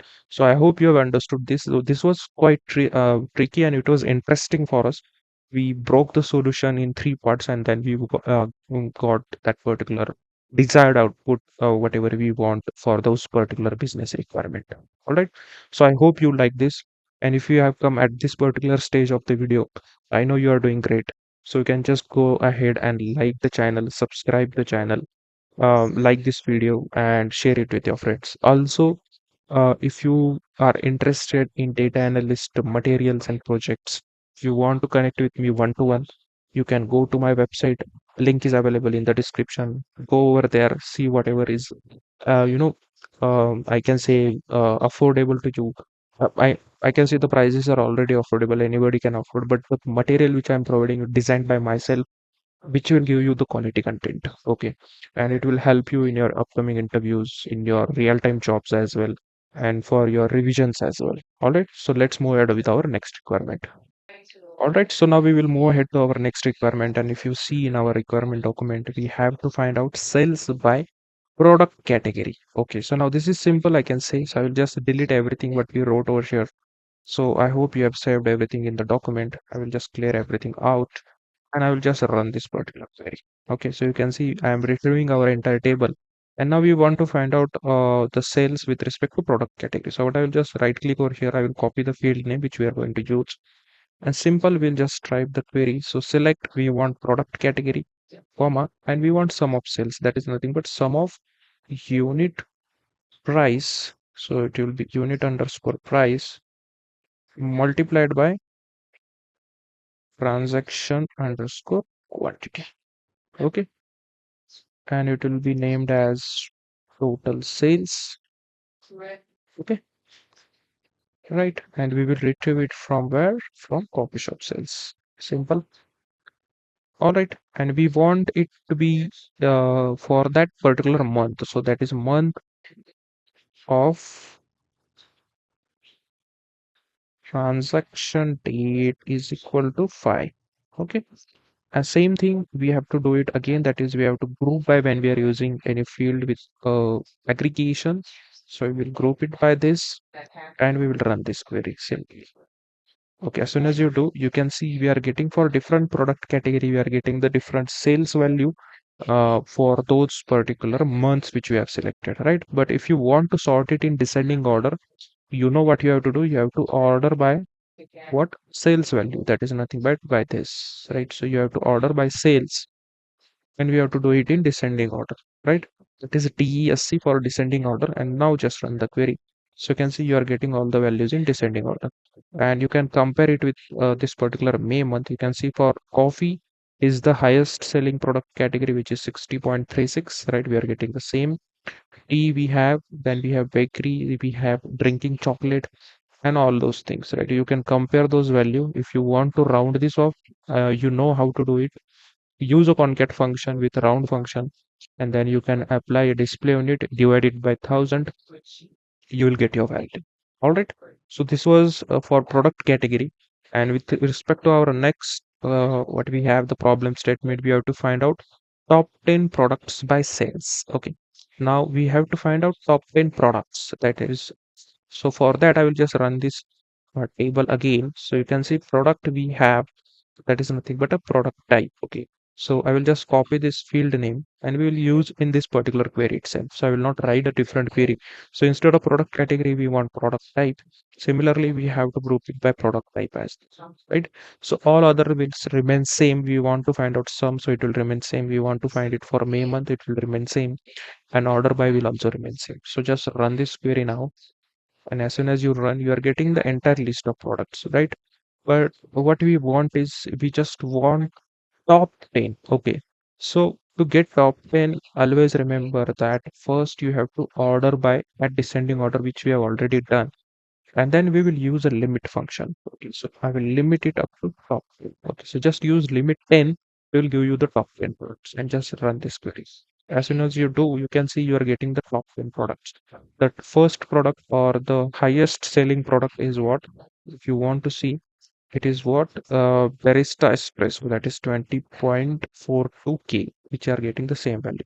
Let's say if you are applying a filter, you want to see it for coffees. Okay, so if you want to see for coffee, and then you can see coffee filter is applied, in that you want to see which are the top selling. So again, what you have to do, in where condition you have to apply one more we can say function. So first I'll run this query. and we have to apply one more filter that is for product category. I will just copy this.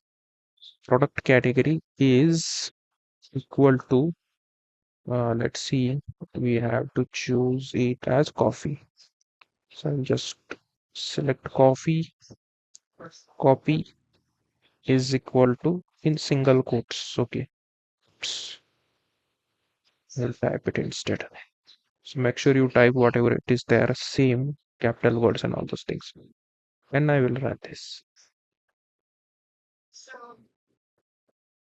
Okay, one second.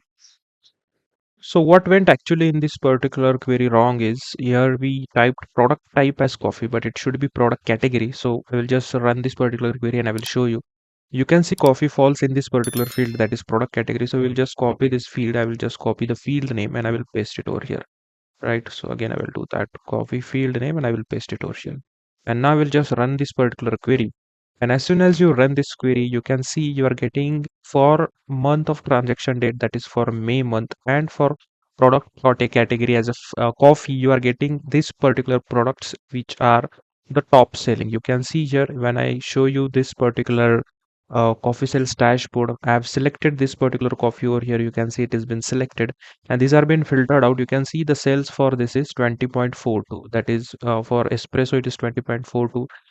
Then it is government brewed cafe, it is the second one, that is 15.59, and the least selling is drip coffee, that is 7.29k, which are the same values which are getting, just not with a display unit and not with the 1000 separators, right?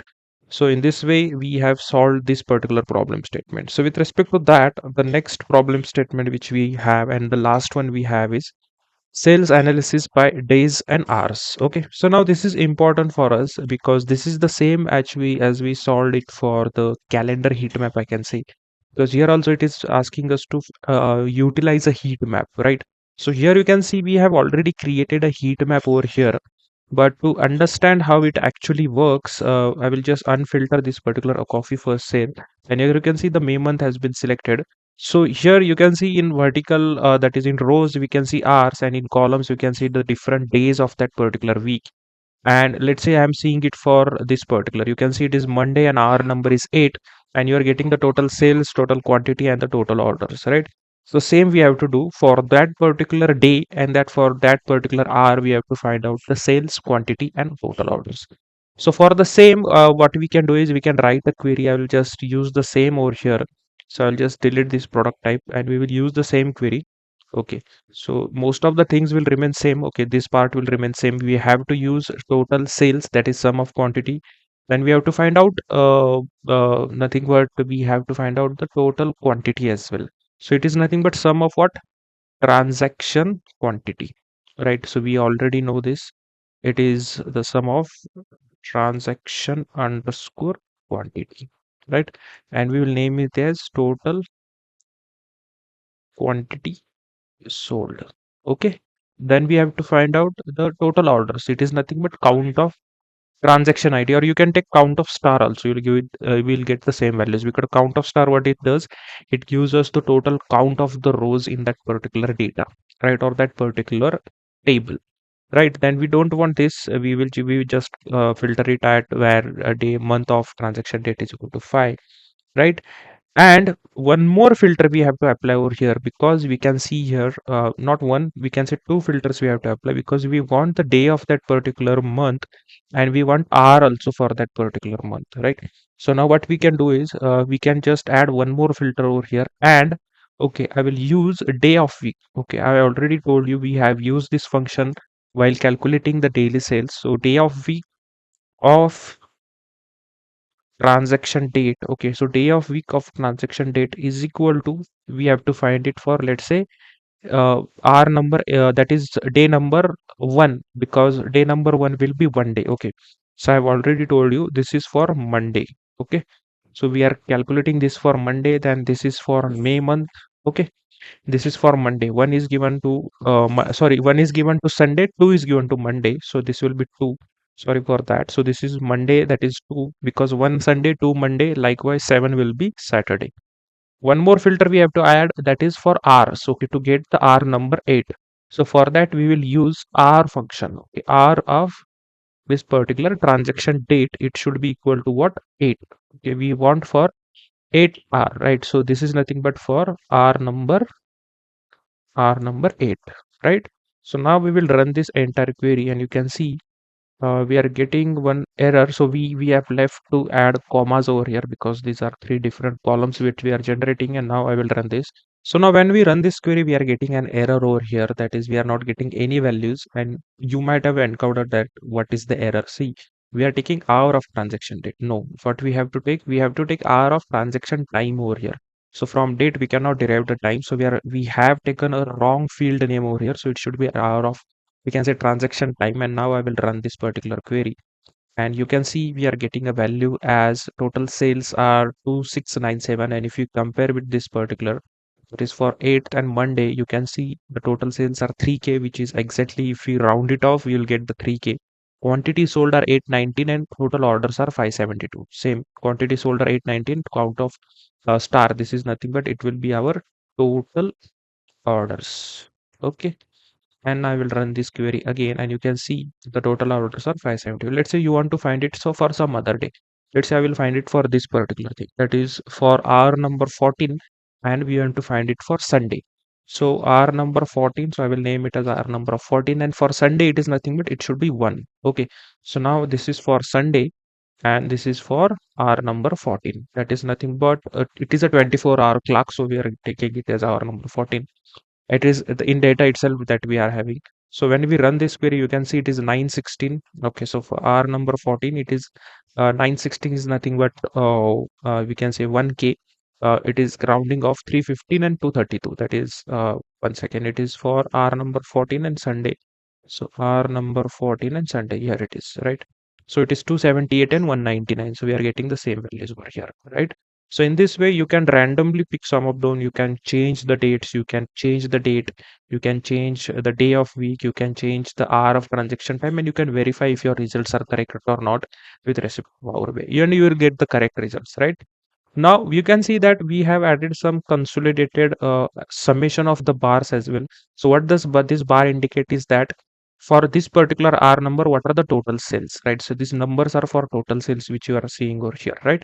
Same we will find out in bar itself. So this is for R number 6. You can see the R's, the total number of sales are 4.9k, and you can see the peak hours of this particular coffee shop sales. You can see the peak hours are what, from morning 7 up to you can say morning 10. These are the peak hours where the maximum number of coffees sold, right? The same, in this way only you have to generate the insight. So we will find out this particular query. So for that, what we can do is I will just delete everything. We want to find out sum of sales, I will keep it in that way only. But we also want to find out what, the hours. Okay, so for that we will take hour of, I will take hour of transaction. We will take hour of transaction time. Okay, so it will be for hour of transaction time, it should be equal to, or it is not that we are not specifying any hour, so it is we want it for all the hours. So I will specify here comma, and we want it from which table, that is from coffee shop sales table. I will just paste it over here, right? Then we want to apply a where condition over here, that is for month. Okay, so for month of, I will just copy this, and instead of time it should be date. So hour of transaction date should be equal to 5. That is nothing but for May month. Okay, and obviously we have to group it. Okay, because we have to group by hour of transaction time, because it's a discrete and dimension field which we are using. It's group by. Okay, and then we will also order by. Okay, we want to see everything in this ascending order for hours. Okay, in respect to hours, we want to see in ascending order. That is 1, 2, 3, 4. Likewise, hours, right? So I'll just select this entire hours and I will paste it over here, right? So by default, it is ascending order. If you want it in descending order, you have to mention here DESC, which will then get the results in descending order. So I'll just run this query, and you are getting an error. So unit price into transaction quantity, so here a comma is there, so we'll remove that comma from here, and now we will run this. Okay, so now you are getting a value over here. You can see for R number 6 the total sales are 4.9, which are the exact same. So for R number let's say 9, it's 19145. That is nothing but for our number 8, it is sorry, it was our number 9. So for R number 9, you can see it is 19.1K, which is the same value we are getting, right? So in this way, we are finding it for all the hours which are there. And from here, we can get an insight that which is the mostly, we can say, in which hours, in what particular time of the day, the most number of coffee are being sold, and what are the total sales for those also. So in that particular hours, we can generate some insights from that manpower should be higher. You can say the material required would be higher in that case. Getting or not? All right. So now this was for hours. Now the one last thing is remained. Okay, you can see here we have to find with respect to days also. That is day number. That is month, Tuesday, Monday, Tuesday, Wednesday, likewise until Sunday. So we can see the for sequence also should be from Monday to Sunday. So for that, what we will do, we have to fire a query, and I have already created a query for that. It's a long query, so I will just copy it and I will explain you how it works. So because it will take much time to write for me, so I will just copy it and I will explain you, and you can use those same queries. So I'll just delete this and I will paste it over here, right? So here you can see I have wrote select and then I have wrote a case statement. Why case statement? Because we don't have this kind of field directly available in our field, and we are creating a custom column in the data, we can say in the output itself, writing this case statement by giving some condition, right? So when day of week returns us the number of that particular day, when day of week is equal to 2, then what it should be Monday. When day of week is equal to 3, it should be Tuesday, right? Because 1 is Sunday, 2 is Monday, and initially we have specified Monday because we want it into sequence of Monday, right? So likewise up to 7 Saturday, and whatever else is left, it should be given as Sunday. Okay, so we are not specifying any number, because if we had one will be for Sunday, then Sunday will be at the top. So else it will be Sunday, which will automatically come below this particular Saturday, right? Then we will end this statement, and then we are finding the sum of total quantity. Oh, sorry, the sum of sales, which we are rounding it off, right? From where we want it from coffee shop sales, and for transaction date we want it for 5th of that is for month number 5. That is nothing but for May, and then we have to group it by, right? So whatever we are writing and aggregating it with respect to any column, we have to aggregate by the same column over here, right? And then we will just run this query and let's see what output we are getting. You can see we are getting from Monday to Sunday all the sales only we are getting. And if you can compare, if you want to, you can see for Monday it is 25.2, which you are getting the same value. For Tuesday it will be 25.3. You can see it, right? So likewise we are getting an exact value with respect to these queries which we have fired. And what we can conclude or take an insight from here, from start of week, Monday, Tuesday and Wednesday are the highest selling days. You can just take an insight from here, right? That is nothing but weekdays are the most popular. So why is that? Because we can say that offices are open on Monday, Tuesday and Wednesday, and the high rush is there in this particular 3 days. And let's say there is a policy available like work from home, where on Tuesday, Friday, the people works from home and not many people come to the offices. Likewise, you can just generate an insight, and on these 3 days you can increase the manpower, you can increase the resources, you can increase the inventory in that coffee shop sales, right? So likewise, insights can be taken from this particular data, right?